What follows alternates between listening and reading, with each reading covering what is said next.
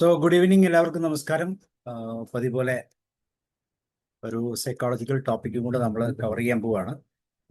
Couples therapy, ദമ്പതിമാരുടെ therapy. പുറകോട്ടൊക്കെ ഒന്ന് തിരിഞ്ഞു നോക്കുമ്പോൾ കൃത്യമായിട്ട് എന്താണ് ഈ നമ്മുടെ ജീവിതത്തിൽ നടന്നതെന്ന് മനസ്സിലാക്കാനുള്ള ഒരു ചെറിയ ശ്രമം എന്ന് വിചാരിച്ചാൽ മതി. പക്ഷെ ഇത് ഇന്നത്തെ തലമുറയിൽ നമുക്കറിയാം, മാരേജിന് ശേഷം ഒന്ന് ശ്രദ്ധിച്ചറിയാം, ഓരോ ജില്ലകളിലും 4 കുടുംബ കോടതികൾ വീതവും. അപ്പൊ എന്തുകൊണ്ടാണത് സംഭവിക്കുന്നതെന്ന് നമുക്ക് എല്ലാവർക്കും അറിയാം. അപ്പൊ ഇവിടെ എന്തൊക്കെയോ ഒരു സിനർജിയുടെ കുറവുണ്ട് മുന്നോട്ടുള്ള ലൈഫിൽ. അപ്പൊ ആ സിനർജിയുടെ ലൈഫ് എവിടെ വെച്ച്, ആ പ്രോബ്ലം എവിടെ വെച്ചാണ് നഷ്ടപ്പെടുന്നതെന്ന് തിരിച്ചറിയാനുള്ള ഒരു ശ്രമത്തിന്റെ ഭാഗമാണ് നമ്മൾ ഈ പ്രോസസ്സ് ചെയ്യുന്നത്. അപ്പൊ എന്താണ് ഈ പ്രോസസ്സിലൂടെ പോകുന്നത്? ഇതൊരു ബുക്ക് റിവ്യൂ ആണ്. In quest of mythical mate, പുരാണ പങ്കാളിയുടെ അന്വേഷണത്തിൽ, a developmental approach to diagnosis and treatment in couple therapy. എഴുതിയിരിക്കുന്ന എലൻ ബാഡറും പീറ്റർ പേഴ്സണും, രണ്ടുപേരും സൈക്കോളജിസ്റ്റുകളാണ്. കപ്പിൾ തെറാപ്പിയിൽ വളരെ പുരോഗമനമായ ഒത്തിരി ആശയങ്ങൾ ഇവര് നടത്തിയിട്ടുണ്ട്. അതിലൊരു ബുക്കാണ് ഇവർ എഴുതിയിരിക്കുന്നത്, in quest of the mythical mate, പുരാണ പങ്കാളിയുടെ അന്വേഷണം. ഈ ബുക്കിന് 3 പാർട്ടുകളാണുള്ളത്. ഈ 3 പാർട്ടില് പാർട്ട് 1 എന്ന് വെച്ചാൽ തിയറട്ടിക്കൽ ഫ്രെയിംവർക്കാണ്, എന്താണ് ഈ വിഷയം എന്നുള്ളതിനെ കുറിച്ച്. 2 ഡെവലപ്മെന്റൽ സ്റ്റേജസ്, ദാറ്റ് ഈസ് ഈ ബുക്കിന്റെ ഹാർട്ടാണത്. അതുപോലെ പാർട്ട് 3 എന്ന് പറയുന്നത് ആപ്ലിക്കേഷൻസ് ആൻഡ് ബെനിഫിറ്റ്സ്. ഇങ്ങനെ 3 രീതിയിലാണ് ഈ ബുക്ക് മുന്നോട്ട് പോകും. ബുക്കിന്റെ പ്രത്യേകത എന്ന് നോക്കാം. ഇതിന്റെ ബുക്കിന്റെ ഈ അധ്യായത്തിൽ, ഫസ്റ്റ് അധ്യായത്തിൽ ഇത് റെപ്രസെന്റ് ചെയ്തത് ദമ്പതി ബന്ധത്തിന്റെ വികസനം എന്താണെന്നുള്ളതാണ്. നമുക്ക് എല്ലാവർക്കും അറിയാം, കുട്ടികളായിരിക്കുമ്പോൾ നമ്മുടെ വളർച്ചാ ഘട്ടം, അല്ലെങ്കിൽ വ്യക്തികൾ എന്ന നിലയിൽ നമ്മുടെ ജീവിതത്തിൽ ഉണ്ടാകുന്ന വളർച്ചാ ഘട്ടം, ഇതിനൊക്കെ പല തരത്തിലുള്ള സ്റ്റേജുകളുണ്ടെന്ന് നമുക്കറിയാം. അപ്പൊ ഈ സ്റ്റേജുകളെ കൃത്യമായിട്ട് മനസ്സിലാക്കി ഏത് സ്റ്റേജിലാണ് നമ്മൾ പെട്ടിരിക്കുന്നത് അല്ലെങ്കിൽ കുടുങ്ങിയിരിക്കുന്നത് എന്ന് കൃത്യമായിട്ട് തിരിച്ചറിയുക എന്നുള്ളതാണ് ഈ പ്രോസസ്സ് നമ്മളെ കൃത്യമായിട്ട് മനസ്സിലാക്കി തരും. അപ്പൊ ആരോഗ്യകരമായ ഒരു ബന്ധം ഈ ഘട്ടങ്ങളിലൂടെ കടന്നു പോകണം. കുട്ടികളുടെ ഡെവലപ്മെന്റ് സ്റ്റേജ് പോലെ തന്നെ നമുക്ക് ഈ ആരോഗ്യപരമായ ഘട്ടം ഉണ്ടായിരിക്കേണ്ടതാണ്. പക്ഷെ പലപ്പോഴും എന്താ സംഭവിക്കുന്നതെന്ന് വെച്ചാൽ, ആ ഡെവലപ്മെന്റ് സ്റ്റേജിൽ കൂടെ നമുക്ക് പോകാൻ പലപ്പോഴും പറ്റാറില്ല. പല തരത്തിലുള്ള സ്റ്റേജുകളെ കുറിച്ച് നമുക്കറിയാം. ഇപ്പം ഒരു കൊച്ചുകുട്ടി ജനിച്ചത് മുതൽ മുന്നോട്ട് പോകുമ്പോൾ പലതരത്തിലുള്ള സ്റ്റേജ്. ഒന്ന് നോർമൽ അക്വാസ്റ്റിക് ഫേസ് എന്ന് പറയും. അത് 0 അല്ലെങ്കിൽ 1 മാസം വരെയുള്ള കാലഘട്ടം. ആ കാലഘട്ടത്തെ പ്രത്യേകത എന്ന് പറയുന്നത് ഫിസിയോളജിക്കൽ നീഡ് മാത്രം റിക്വസ്റ്റ് ചെയ്യുന്ന, അമ്മയിൽ നിന്ന് അല്ലെങ്കിൽ കെയർ ഗീവറിൽ നിന്ന് ഫിസിയോളജിക്കൽ നീഡ് മാത്രം ആഗ്രഹിക്കുന്ന ഒരു കാലഘട്ടം, മറ്റൊന്നും അറിയത്തില്ല. അതിനുശേഷം അടുത്തൊരു സ്റ്റേജ്, ഒരു 1 മുതൽ 5 വരെയുള്ള മാസത്തിൽ, അതിന് നമ്മൾ നോർമൽ സിംബയോട്ടിക് സ്റ്റേജ് എന്ന് പറയും, അല്ലെങ്കിൽ ആ ഫേസ് എന്ന് പറയും. ഇവിടെ അമ്മയും കുട്ടിയും തമ്മിൽ ഒരു ഫ്യൂസ്ഡ് സ്റ്റേറ്റിലാണ്. അമ്മയാണ് കുട്ടിയാണെന്ന് വ്യക്തമായി തിരിച്ചറിയാൻ പറ്റാത്ത, രണ്ടുപേരും ഒന്നാണ് എന്നുള്ള ഒരു സ്റ്റേജിലാണ്. അതിനുശേഷം 5 മുതൽ 3 വർഷം വരെ ഒരു സെപ്പറേഷൻ ഇൻഡിവിജ്വലേഷൻ ഫേസ് എന്ന് പറയും. ഞാൻ അമ്മ എന്നുള്ളത് വ്യക്തമായിട്ട് തിരിച്ചറിയാൻ പറ്റുന്ന ഒരു സ്റ്റേജിലേക്ക് പോകും. അപ്പൊ അതിന് തന്നെ പല സ്റ്റേജുകളുണ്ട്. ഡിഫറൻസിയേഷൻ സ്റ്റേജ്, പ്രാക്ടീസിങ്, റീഅപ്രോച്ച്മെന്റ്, ഇങ്ങനെ പല സ്റ്റേജുകൾ അവിടെ തന്നെ ഉണ്ട്. അപ്പൊ ഇങ്ങനെ ഡെവലപ്മെന്റ് സ്റ്റേജിനെ കുറിച്ച് നമ്മൾ ചിന്തിക്കുമ്പോൾ വളരെ കൃത്യമായി പല തരത്തിലുള്ള സ്റ്റേജുകൾ ഉണ്ട് എന്ന് നമ്മൾ മനസ്സിലാക്കിയിരിക്കുന്നത് നന്നായിരിക്കും. അപ്പൊ ഇങ്ങനെയുള്ള വളർച്ചയുടെ ഘട്ടത്തിൽ എവിടെയാണ് കുടുങ്ങിപ്പോയിരിക്കുന്നത് എന്ന് നമ്മൾ കൃത്യമായിട്ട് മനസ്സിലാക്കി മുന്നോട്ട് പോകാനുള്ള ഒരു സ്റ്റേജാണ്, അല്ലെങ്കിൽ ആ ഒരു മാനേജിങ് കപ്പാസിറ്റിയാണ് നമ്മുടെ ഈ ബന്ധത്തെ കൂടുതൽ ബെറ്റർ ആക്കി നിർത്തുന്നത്. ഇനി അതിന്റെ 2ാമത്തെ അധ്യായത്തിലേക്ക് വരുമ്പോൾ, 2ാമത്തെ അധ്യായം പറയുന്നത് പൗരാണിക പങ്കാളി. ഇതൊരു പ്രത്യേകതയുള്ള ഒരു പാർട്ടാണ്. നമ്മൾ ശ്രദ്ധിച്ചു നോക്കിയാൽ അറിയാം, നമ്മുടെ ലൈഫിൽ നമുക്കൊരു കോൺസെപ്റ്റ് ഉണ്ട്, നമ്മളുടെ പങ്കാളി ആരായിരിക്കണം. അങ്ങനെ ഒരു കോൺസെപ്റ്റ് ഇല്ലാത്ത ആരെങ്കിലും ഉണ്ടോ? നമ്മുടെ പങ്കാളി ആരായിരിക്കണമെന്ന് വിവാഹം കഴിക്കുന്നതിന് മുമ്പ് നമുക്കൊരു പ്രതീക്ഷയുടെ സാധ്യത നമ്മുടെ മുമ്പിലുണ്ട്, ഇല്ലേ? ആർക്കെങ്കിലും എന്തെങ്കിലും അഭിപ്രായം പറയാമോ? ഒരു കോൺസെപ്റ്റ്, ഇത് കൃത്യമായിട്ടൊരു കോൺസെപ്റ്റ് പറയുവാണെങ്കിൽ പ്രത്യേകം ഒന്ന് ശ്രദ്ധിച്ചു നോക്കിയാൽ അറിയാം. ആരായിരിക്കണമെന്നില്ല, എങ്ങനെയുള്ള ഒരാളായിരിക്കണമെന്നുണ്ട്. എങ്ങനെയുള്ള വ്യക്തി, ആരായിരിക്കണമെന്ന് പറയാനൊക്കത്തില്ല, എങ്ങനെയുള്ള ആളായിരിക്കണം. എങ്ങനെയുള്ള ആയിരിക്കണം, ഏത് രീതിയിലായിരിക്കണം എന്നൊക്കെ വളരെ കൃത്യമായ ഒരു ധാരണ നമുക്കുണ്ട്. അതിന് വേറൊരു പ്രോസസ്സും കൂടെ ശ്രദ്ധിച്ചു നോക്കിയാൽ അറിയാം. നമ്മളെ ഒരു ആണുങ്ങളെ സംബന്ധിച്ചുള്ള ഏറ്റവും പ്രിയപ്പെട്ട അല്ലെങ്കിൽ ഏറ്റവും കൂടുതൽ പരിചയമുള്ള ഒരു വ്യക്തി എന്ന് വെച്ചാൽ അമ്മയാണ്. സാധാരണ പുരുഷന്മാരുടെ പങ്കാളി എന്ന് പറയുന്നതിന് ഏറ്റവും സ്യൂട്ടബിൾ ആയിട്ടുള്ള ഫോം എന്ന് പറയുന്നത് അമ്മയുടെ അതേ ആകാര പ്രകൃതിയുള്ളവരായിരിക്കും. ഇതാണ് ഒരു പ്രത്യേക സിസ്റ്റം. നമ്മുടെ മനസ്സിൽ കൃത്യമായിട്ട് ചേർന്ന് വരുന്ന രൂപം എന്ന് പറയുന്നത് അമ്മയുടെ രൂപം. അപ്പൊ ഈ അമ്മയുടെ രൂപമായ പൊക്കം, വണ്ണം, ആ ഫിസിക്കൽ ഷേപ്പ് ഇതെല്ലാം ഏകദേശം ഉള്ള ഒരു പങ്കാളിയായിരിക്കും നമ്മുടെ മനസ്സിൽ, അല്ലെങ്കിൽ പുരുഷന്റെ മനസ്സിൽ ആദ്യമായിട്ട് വരുന്നത്. അതേപോലെ തന്നെയാണ് അച്ഛൻ എന്ന് പറയുന്ന ആ വ്യക്തിയുടെ രൂപഭാവം ഭേദങ്ങളുള്ള ഒരു വ്യക്തിയായിരിക്കും ഒരു സ്ത്രീയെ സംബന്ധിച്ചോളം അവരുടെ പങ്കാളിയുടെ ആദ്യത്തെ പ്രയോറിറ്റി. ഇനി നമ്മൾ തന്നെ ഒന്ന് ശ്രദ്ധിച്ചു നോക്കി അറിയാം, നമ്മളുടെ ജീവിത പങ്കാളിയെ നമ്മൾ സെലക്ട് ചെയ്തപ്പം ഈ ജീവിത പങ്കാളി ഏത് തരത്തിലാണ്, അമ്മയുടെയോ അച്ഛൻ്റെയോ ഈ പറയുന്ന ഫോർമാലിറ്റീസ് ഉണ്ടോ അല്ലെങ്കിൽ ഫീച്ചേഴ്സ് ഉണ്ടോ എന്നൊന്ന് ശ്രദ്ധിക്കുന്നത് നല്ലതാണ്. ഒന്ന് ശ്രദ്ധിച്ചു നോക്കിയാൽ വളരെ കൃത്യമായിട്ട് അറിയാം. അപ്പം എനിക്കൊക്കെ കറക്റ്റായിട്ട് അത് ഫീൽ ചെയ്തിട്ടുണ്ട്. പിന്നെ നമ്മളിത് പഠിച്ചു കഴിയുമ്പോഴാണ് നമ്മൾ മനസ്സിലാക്കുന്നത് ഇങ്ങനെ ഒരു മനസ്സിൽ നമ്മൾ അറിയാതെ തന്നെ ഒരു സിസ്റ്റം ഉണ്ട്. ഇനി വേറെയും പല കാരണങ്ങളോട് മാറിപ്പോകും. ജോലിയുടെ ഭാഗം കാണാം, പണം കാണാം. പൗരാണിക പങ്കാളി എന്ന് പറയുന്നത് ഒരു മിത്തിക്കൽ പാർട്ട്ണർ അല്ലെങ്കിൽ മെയ്റ്റ് എന്ന് പറയുന്ന ഒരു കോൺസെപ്റ്റ്. ഇതിനെക്കുറിച്ച് അറിഞ്ഞ് നിങ്ങൾ എന്തെങ്കിലും ഒന്ന് പറയാമോ? ഇനി ഞാൻ പറഞ്ഞതിനെ അനുകൂലിക്കുകയോ പ്രതികൂലിക്കുകയോ ഒന്ന് നമ്മളുടെ ലൈഫിലേക്ക് ഒന്ന് തിരിഞ്ഞു നോക്കിയാൽ ഒരുപക്ഷെ പെട്ടെന്ന് കാണാൻ പറ്റും. ഇല്ലെങ്കിൽ നമ്മുടെ ചുറ്റുപാടുമുള്ള നമ്മുടെ ഏറ്റവും പ്രിയപ്പെട്ടവർ ആരുടെയെങ്കിലും ഒക്കെ കോണ്ടസ്റ്റ് നമ്മുടെ മനസ്സിലേക്ക് ഒന്ന് കൊണ്ടുവന്നാൽ കൃത്യമായിട്ട് ഇതിനൊരു ആൻസർ പറയാൻ പറ്റും. അച്ഛനെ അല്ലെങ്കിൽ അമ്മയെ നമ്മൾ നന്നായിട്ട് ഇഷ്ടപ്പെടുന്നുണ്ടെങ്കിലാണ് അങ്ങനെ കൂടുതൽ വരിക, അങ്ങനെ നമ്മൾ ആഗ്രഹിക്കുക, അല്ലേ?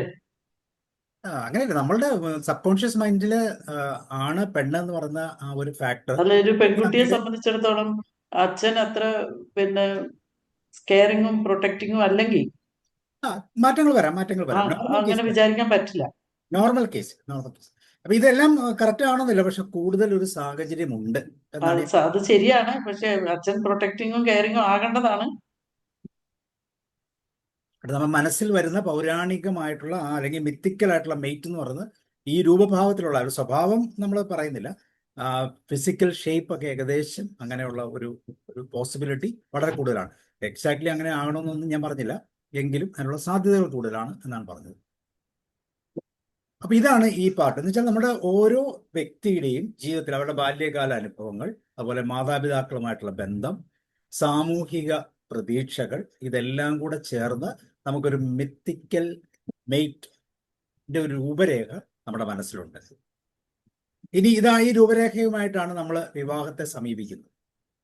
വിവാഹത്തെ സമീപിച്ചു കഴിയുമ്പോൾ നമുക്ക് കിട്ടുന്ന വ്യക്തി എന്ന് പറയുന്നത് ഒരുപക്ഷെ നമ്മുടെ ഈ പ്രതീക്ഷകളെല്ലാം പൊളിച്ചു കളയുന്ന ഒരു വ്യക്തിയായിരിക്കും. ഒരുപക്ഷെ പോസിറ്റീവായിട്ട് നല്ല പൊരുത്തത്തിൽ കിട്ടാൻ സാധ്യതയുമുണ്ട്. അപ്പൊ ഈ രണ്ടാമത്തെ അധ്യായത്തിന്റെ കണ്ടന്റ് ഇതാണ്. നമ്മൾക്ക് കിട്ടിയിരിക്കുന്ന പങ്കാളി അത് നമ്മളുടെ ഈ പറയുന്ന മിത്തിക്കൽ സിനാരിയുമായിട്ട് കണക്റ്റഡ് ആയിട്ടാണോ അല്ലയോ എന്ന് നമ്മളൊന്ന് ചെക്ക് ചെയ്യുക. അതൊക്കെ അതിന്റെ ആദ്യത്തെ ഭാഗങ്ങളാണ്. ഇനി ഇതിന്റെ അടുത്ത ഏരിയ എന്ന് പറയുന്നത്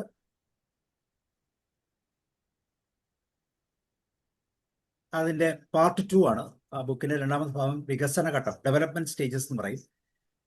നമ്മൾ പറഞ്ഞു ഒരു കുട്ടിയുടെ ജീവിതത്തിൽ പോലും ഇതുപോലത്തെ ഈ പറയുന്ന ഡെവലപ്മെന്റ് സ്റ്റേജസ് ഉണ്ട്.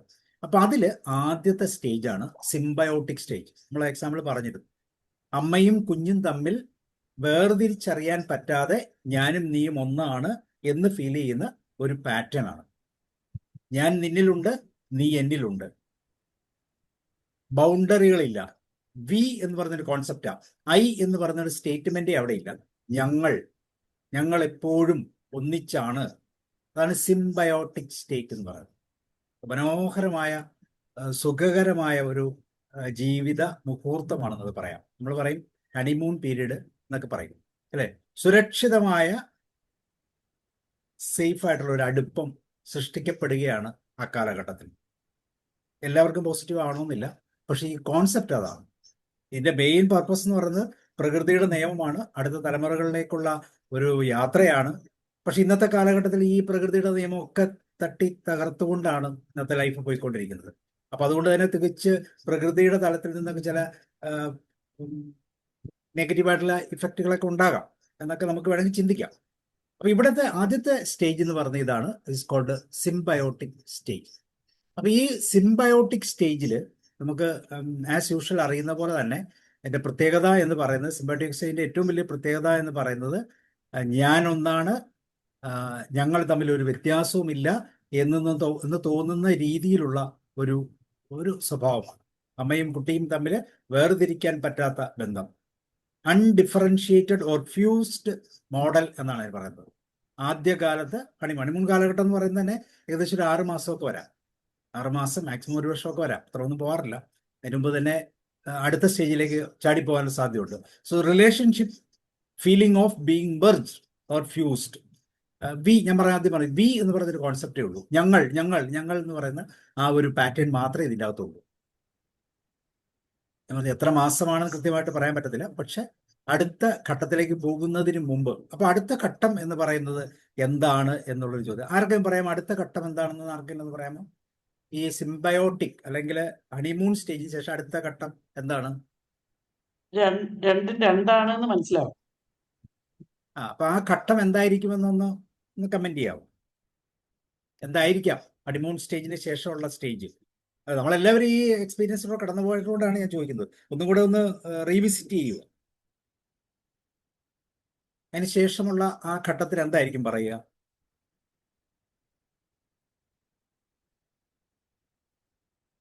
ആ ഘട്ടത്തിന് ഇങ്ങനെയാണ് പറയുന്നത്. ഈ ബുക്ക് പറയുന്ന ചാപ്റ്റർ 4ന്റെ പാർട്ട് എന്ന് പറയുന്നത് ഡിഫറൻഷിയേഷൻ സ്റ്റേജ് ആണ്. അപ്പൊ ഈ പറയുന്ന സിംബയോട്ടിക് സ്റ്റേജിൽ കൃത്യമായിട്ട് നമ്മൾ എക്സ്പെക്ട് ചെയ്യുന്ന പോലെ ഒരു വി കോൺസെപ്റ്റ് ഉണ്ട്. ഫ്യൂസ്ഡ് ആണ്, എല്ലാം ഒന്നിച്ചാണ് കാര്യങ്ങൾ ചെയ്യുന്നത്. പക്ഷേ ആ സമയത്താണ് നമ്മൾ ചില കാര്യങ്ങൾ മനസ്സിലാക്കുന്നത്. ഞാൻ പ്രതീക്ഷിച്ചതുപോലെ അല്ലല്ലോ, ശരിക്കും അതല്ലല്ലോ, ഇതിൻ്റെ അകത്ത് ചില എന്താ പറയുന്നത് വെള്ളം ചേർക്കലുകൾ ഉണ്ടല്ലോ. അപ്പൊ ഞങ്ങൾ വി എന്ന് പറയുന്നതിന് പകരം അവിടെ ചിലപ്പോഴെങ്കിലും ഞാൻ, നീ എന്നൊക്കെ പറയുന്ന ആ ഒരു കോൺഷ്യസ് മൈൻഡിലേക്ക് മാറാനുള്ള സാധ്യതയുണ്ട്. കാരണം ദർ ഈസ് സം ഡിസിമിലാരിറ്റീസ്. ഞാൻ എക്സ്പെക്ട് ചെയ്യുന്നതിന് വിരുദ്ധമായി, ഒരുപക്ഷെ അന്ന് പ്രതീക്ഷിച്ചതിന് വിരുദ്ധം. ഇപ്പൊ ഈവൻ ഒരു ലവ് അഫെയർ സംഭവിച്ച് വിവാഹം കഴിച്ച ഒരു 2 കപ്പിൾസിന്റെ ഇടയിലാണെങ്കിൽ പോലും ഇതുണ്ടാകാം. കാരണം ആ സമയത്തൊക്കെ മറ്റൊരു രീതിയിലുള്ള റിലേഷൻഷിപ്പ് ഇത് യഥാർത്ഥത്തിൽ ഫ്യൂസ്ഡായി അല്ലെങ്കിൽ എന്താ പറയുന്ന ഈ ആദ്യത്തെ സ്റ്റേജ് കഴിഞ്ഞ് രണ്ടാമത്തെ സ്റ്റേജിലേക്ക് എത്തുമ്പോൾ നാച്ചുറലി ഇതാണ് ഓട്ടോമാറ്റിക് ആയിട്ട് ആ സ്റ്റേജിൽ നിന്ന് ഈ സ്റ്റേജിലേക്ക് അങ്ങ് വന്നു പോവുകയാണ്. നമ്മൾ പ്രതീക്ഷിക്കാത്ത രീതിയിലുള്ള ചില ഡിഫറൻസിയേഷൻസ് അവിടെ കൃത്യമായിട്ടുണ്ടാകും. എന്തായിരിക്കും യെസ് എന്ന് വെച്ചാൽ ഞാൻ പ്രതീക്ഷിച്ച പോലെ അല്ല ഈ സംഭവം ഇപ്പോൾ നടന്നുകൊണ്ടിരിക്കുന്നത്. ഞാൻ എക്സ്പെക്ട് ചെയ്ത ഒരു രീതിയല്ല ഇത് എന്നുള്ള ഒരു ഫീലിംഗ് നമുക്ക് കൃത്യമായിട്ട് ഉണ്ടാകും. അപ്പൊ ഇത് വരുമ്പം എന്താണ് സംഭവിക്കുന്നത്? ഞാൻ പ്രതീക്ഷിച്ച പോലെ അല്ല എന്നുള്ള ഒരു ഇത് വരുമ്പോൾ ഒരു ഭയവും ഒരു ആങ്സൈറ്റി ഒക്കെ ഉണ്ടാകും അല്ലെ. ആ പേഴ്സണലി മെർജ്ഡ് ആയിട്ടുള്ള ആ വ്യക്തിത്വം പതുക്കെ വേർതിരിയാൻ തുടങ്ങും. കാരണം അതത്ര സേഫ് ആയിട്ടുള്ള ഒരു സോണല്ല, പ്രതീക്ഷിച്ച പോലെ അല്ല എന്നൊക്കെ തോന്നുന്ന ഒരവസ്ഥയിലേക്ക് പതുക്കെ മാറാൻ പോകും. ഇത്രയും കാലം ഒന്നായവർ തമ്മിൽ ചെറിയ വ്യത്യാസങ്ങൾ കണ്ടു തുടങ്ങും. നമ്മുടെ സ്വയത്തെ കൂടുതൽ അറിയാൻ ഞാൻ സ്വല്പം കൂടെ ശ്രദ്ധിക്കണമല്ലോ അല്ലേ. പലപ്പോഴും നമുക്ക് പറയാൻ പോലും പറ്റത്തില്ല. കാരണം എന്താണെന്നറിയോ, ഈ സിംബയോട്ടിക് സ്റ്റേജ് നഷ്ടപ്പെട്ടു കഴിഞ്ഞാൽ അത് വലിയൊരു കഷ്ടവും അല്ലേ, വലിയൊരു സങ്കടമാണ്. അപ്പൊ ഒരിക്കലും നഷ്ടപ്പെടാതിരിക്കാൻ എന്ത് ചെയ്യത്തില്ല, പറയത്ത് പോലുമില്ല. ഇപ്പൊ ചിലവര് എതിരിടും. എന്തിനാണ്?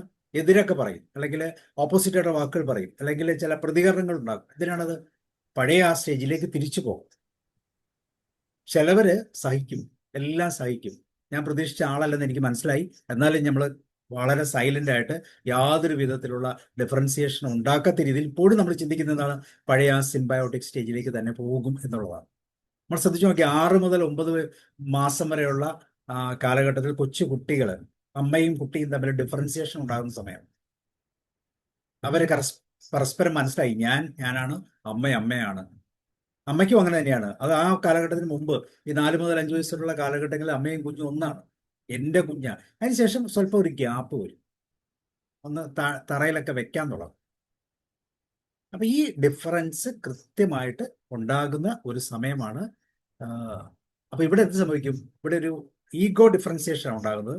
ഐ സ്റ്റേജ് എന്ന് പറയുന്നതിന് കൂടുതൽ പവർ വരും. പഴയ വി സ്റ്റേജ്, സിംബയോട്ടിക്കിലെ വി സ്റ്റേജിന് പകരം ഐ സ്റ്റേജ് ഉണ്ടാകാൻ തുടങ്ങും. ഞാൻ വിചാരിച്ചതുപോലെയല്ല, ആദ്യം കണ്ടതുപോലത്തെ ആളല്ല, മുഖത്തിനും സ്വഭാവത്തിനും ഒക്കെ ചില മാറ്റങ്ങൾ ഉണ്ടായിട്ടുണ്ട്. ഒരുപക്ഷെ ഇങ്ങനെ ചിന്തിക്കാം, എൻ്റെ തെരഞ്ഞെടുപ്പ് തന്നെ തെറ്റിപ്പോയോ എന്ന് പോലും ചിന്തിക്കുന്ന രീതിയിലുള്ള ചില വ്യത്യാസങ്ങൾ, ചില തിരിച്ചറിവുകൾ അവിടെ കൃത്യമായിട്ടുണ്ടാകും. സാധാരണ ഇങ്ങനെയുള്ള കേസിൽ 2 തരത്തിലുള്ള മാൽ അഡാപ്റ്റീവ് ബിഹേവിയേഴ്സ് ഉണ്ടാക്കാറുണ്ട്. എന്ന് വെച്ച് കഴിഞ്ഞാൽ ഈ സിംബയോട്ടിക് സ്റ്റേജിലേക്ക് തിരിച്ചെത്തേ പറ്റും, വേറെ ഒരു മാർഗവും ഇല്ല. കാരണം അത് അത്രമാത്രം രസകരമായ ഒരു സ്റ്റേജ് ആയിരുന്നു. ഒരുപക്ഷെ വളരെ ചുരുക്കം, വളരെ ലിറ്റിൽ പെർസെൻറ്റേജ് ആൾക്കാർക്ക് മാത്രമേ ഉള്ളൂ ആ സിംബയോട്ടിക് സ്റ്റേജ് ഭയങ്കര ഭീകരമായ ഒരു അവസ്ഥയായി പോയത്. അല്ലാത്തവർക്കൊക്കെ മിക്കവാറും അത് 1 മാസമാണ്, 2 മാസം ആ ഹണിമൂൺ പീരീഡ് അല്ലെങ്കിൽ സിംബയോട്ടിക് സ്റ്റേജ് എത്രയാണോ ആ കാലഘട്ടം വരെ അത് വളരെ മനോഹരമായ ഒരു പീരീഡ് ആയിരുന്നു. വി എന്ന് പറയുന്ന ആ ഒരു കോൺസെപ്റ്റിലാണ്. അപ്പൊ അതിൽ നിന്ന് ഒരു പ്രോബ്ലം ഉണ്ട്, ഡിഫറൻസിയേഷൻ ഉണ്ടാകുമ്പോൾ, വ്യത്യാസങ്ങൾ തിരിച്ചറിയാൻ തുടങ്ങുമ്പോൾ തിരിച്ച് പഴയ സ്റ്റേജിലേക്ക് പോകാൻ വേണ്ടി ചില കപ്പിൾസ് അല്ലെങ്കിൽ ചില വ്യക്തികൾ എന്ത് ചെയ്യും? ഒരു കോൺഫ്ലിക്റ്റ് അവോയ്ഡൻസ് സ്റ്റേറ്റിൽ വരും. കോൺഫ്ലിക്റ്റ് ഒക്കെ ഉണ്ടാവും, ആ കോൺഫ്ലിക്റ്റിനെ അവോയ്ഡ് ചെയ്ത് എല്ലാം ഒന്ന് പോകും, അതൊന്നും കുഴപ്പമില്ല, അതൊന്നും പ്രശ്നമുള്ള കാര്യമല്ല, എനിക്ക് അങ്ങനെയൊന്നും ഫീൽ ചെയ്ത് പോകില്ല. പക്ഷെ ഭയങ്കര ഫീലിംഗ് ആകത്ത്, പക്ഷെ പറയും ഇല്ല അങ്ങനെയൊന്നുമില്ല, എല്ലാം അവോയ്ഡ് ചെയ്ത് പോകും. അപ്പൊ ആ സ്റ്റേജ് നഷ്ടപ്പെടാതിരിക്കാൻ. ചില വ്യക്തികൾ അങ്ങനെയല്ല, ഹോസ്റ്റൈൽ ആംഗ്രി എന്ന് പറഞ്ഞ നേച്ചറിലേക്ക് വരും. ഹോസ്റ്റൈൽ ആംഗ്രി എന്ന് വെച്ച് കഴിഞ്ഞാൽ അർത്ഥം വഴക്കുണ്ട്, പക്ഷേ വഴക്ക് കൂടുക എന്ന് വെച്ചാൽ പഴയ ആ സ്റ്റേജിലേക്ക് തിരിച്ചെത്താൻ വേണ്ടി വഴക്ക് കൂടിയാലെങ്കിലും എത്തുമോ എന്നുള്ള ആ ഒരു കാറ്റഗറിയിലേക്ക് എത്തിക്കുന്ന ഒരു പ്രോസസ്സാണ് അവിടെ നടക്കുന്നത്. അപ്പൊ ഈ യഥാർത്ഥ ഡിഫറൻസുകൾ തിരിച്ചറിയുമ്പോൾ, ഞാൻ പ്രതീക്ഷിച്ചതുപോലെ അല്ല എൻ്റെ പാർട്ട്ണർ എന്ന് തിരിച്ചറിയുമ്പോൾ തീർച്ചയായിട്ടും ഒരു കൺഫ്യൂഷനും ടെൻഷനും ഒക്കെ ഉണ്ട്. അപ്പൊ ഈ കൺഫ്യൂഷനും ടെൻഷനും ഉണ്ടാകുമ്പോൾ കൃത്യമായിട്ട് അതിനെ പഴയ സ്റ്റേജിലേക്ക് കൊണ്ടുവരാനാണ് ഞാൻ ആദ്യം പറഞ്ഞ 2 മാലഡ് അഡാപ്റ്റീവ് ആയിട്ടുള്ള ബിഹേവിയർ യൂസ് ചെയ്യുന്നത്. അത് ഗുണകരമല്ല. സത്യത്തിൽ ഒരു ഓപ്പൺ കമ്മ്യൂണിക്കേഷൻ ആവശ്യം. എനിക്കിഷ്ടമല്ല ഈ ഒരു പ്രോസസ്. ഇപ്പൊ നമ്മൾ പറയില്ലേ, വിവാഹത്തിന് ശേഷം ഭർത്താവ് ഭാര്യയെ എടി എന്ന് വിളിക്കുന്നു. ഈ ഭാര്യയുടെ ഇന്ന് വരെ ജീവിതത്തിൽ എടി എന്നൊരു വാക്ക് അവരുടെ മാതാപിതാക്കളോ അവരുടെ സഹോദരനോ ഒന്നും വിളിച്ചിട്ടില്ല. മോളെ എന്നോ അല്ലെങ്കിൽ ആയിരിക്കും വിളിക്കുന്നത്, അല്ലെങ്കിൽ പേരായിരിക്കും വിളിക്കുന്നത്. പക്ഷെ ഭർത്താവിൻ്റെ വീട്ടിലുള്ളവരും പൊതുവെ ഉപയോഗിക്കുന്ന ഒരു വാക്ക് എടി എന്ന്. അപ്പൊ ഈ എടി എന്ന വാക്ക് ഇഷ്ടമല്ല മനസ്സിൽ. പക്ഷെ എന്ത് ചെയ്യും? അത് പറയാൻ പറ്റുന്നില്ല. പറഞ്ഞു കഴിഞ്ഞാൽ എന്ത് പറ്റും? ആ സിംബയോട്ടിക് സ്റ്റേജ് നഷ്ടപ്പെട്ടു പോകുന്നുള്ള പേടി കൊണ്ട് അവിടെ ഒരു ഹോസ്റ്റൈൽ അല്ലെങ്കിൽ കോൺഫ്ലിക്റ്റ് അവോയ്ഡന്റ് ആയിട്ടുള്ള ഒരു കാറ്റഗറിയിലേക്ക് മാറും. എന്നിട്ട് എന്ത് ചെയ്യും? പിന്നെ ഒരു കാലത്ത് ഒരു പ്രോബ്ലം ഉണ്ടാകുമ്പോഴോ അല്ലെങ്കിൽ ഒരു ഡൈവേഴ്സിന്റെ സ്റ്റേജിലോ ഒക്കെ വരുമ്പോഴത്തേക്കും പറയും, എന്നെ എടി എന്ന് വിളിച്ച ഒരൊറ്റ വാക്കിലാണ് ഇതിന്റെ തുടക്കം എന്ന് പറയും. പക്ഷെ അന്ന് പറയാമായിരുന്നു, എൻ്റെ വീട്ടിലെല്ലാവരും ഇങ്ങനെയാണ് വിളിക്കുന്നത്, എൻ്റെ പേര് വിളിക്കാമോ?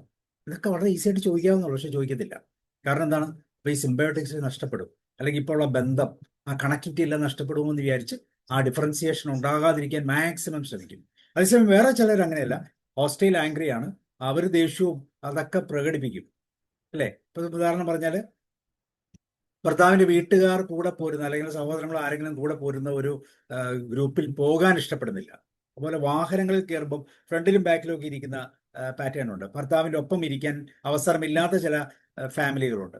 ഇവിടെ എല്ലാം ഹോസ്റ്റൈൽ ആംഗ്രിയാണ്. ആംഗ്രി എന്ന് വെച്ചാൽ ആ ക്യാരക്ടർ ഒന്ന് മാറ്റും, സ്വഭാവം ഒന്ന് മാറ്റും, ഒരു ദേഷ്യത്തിന്റെ ശീലമൊക്കെ ഉണ്ടാക്കും.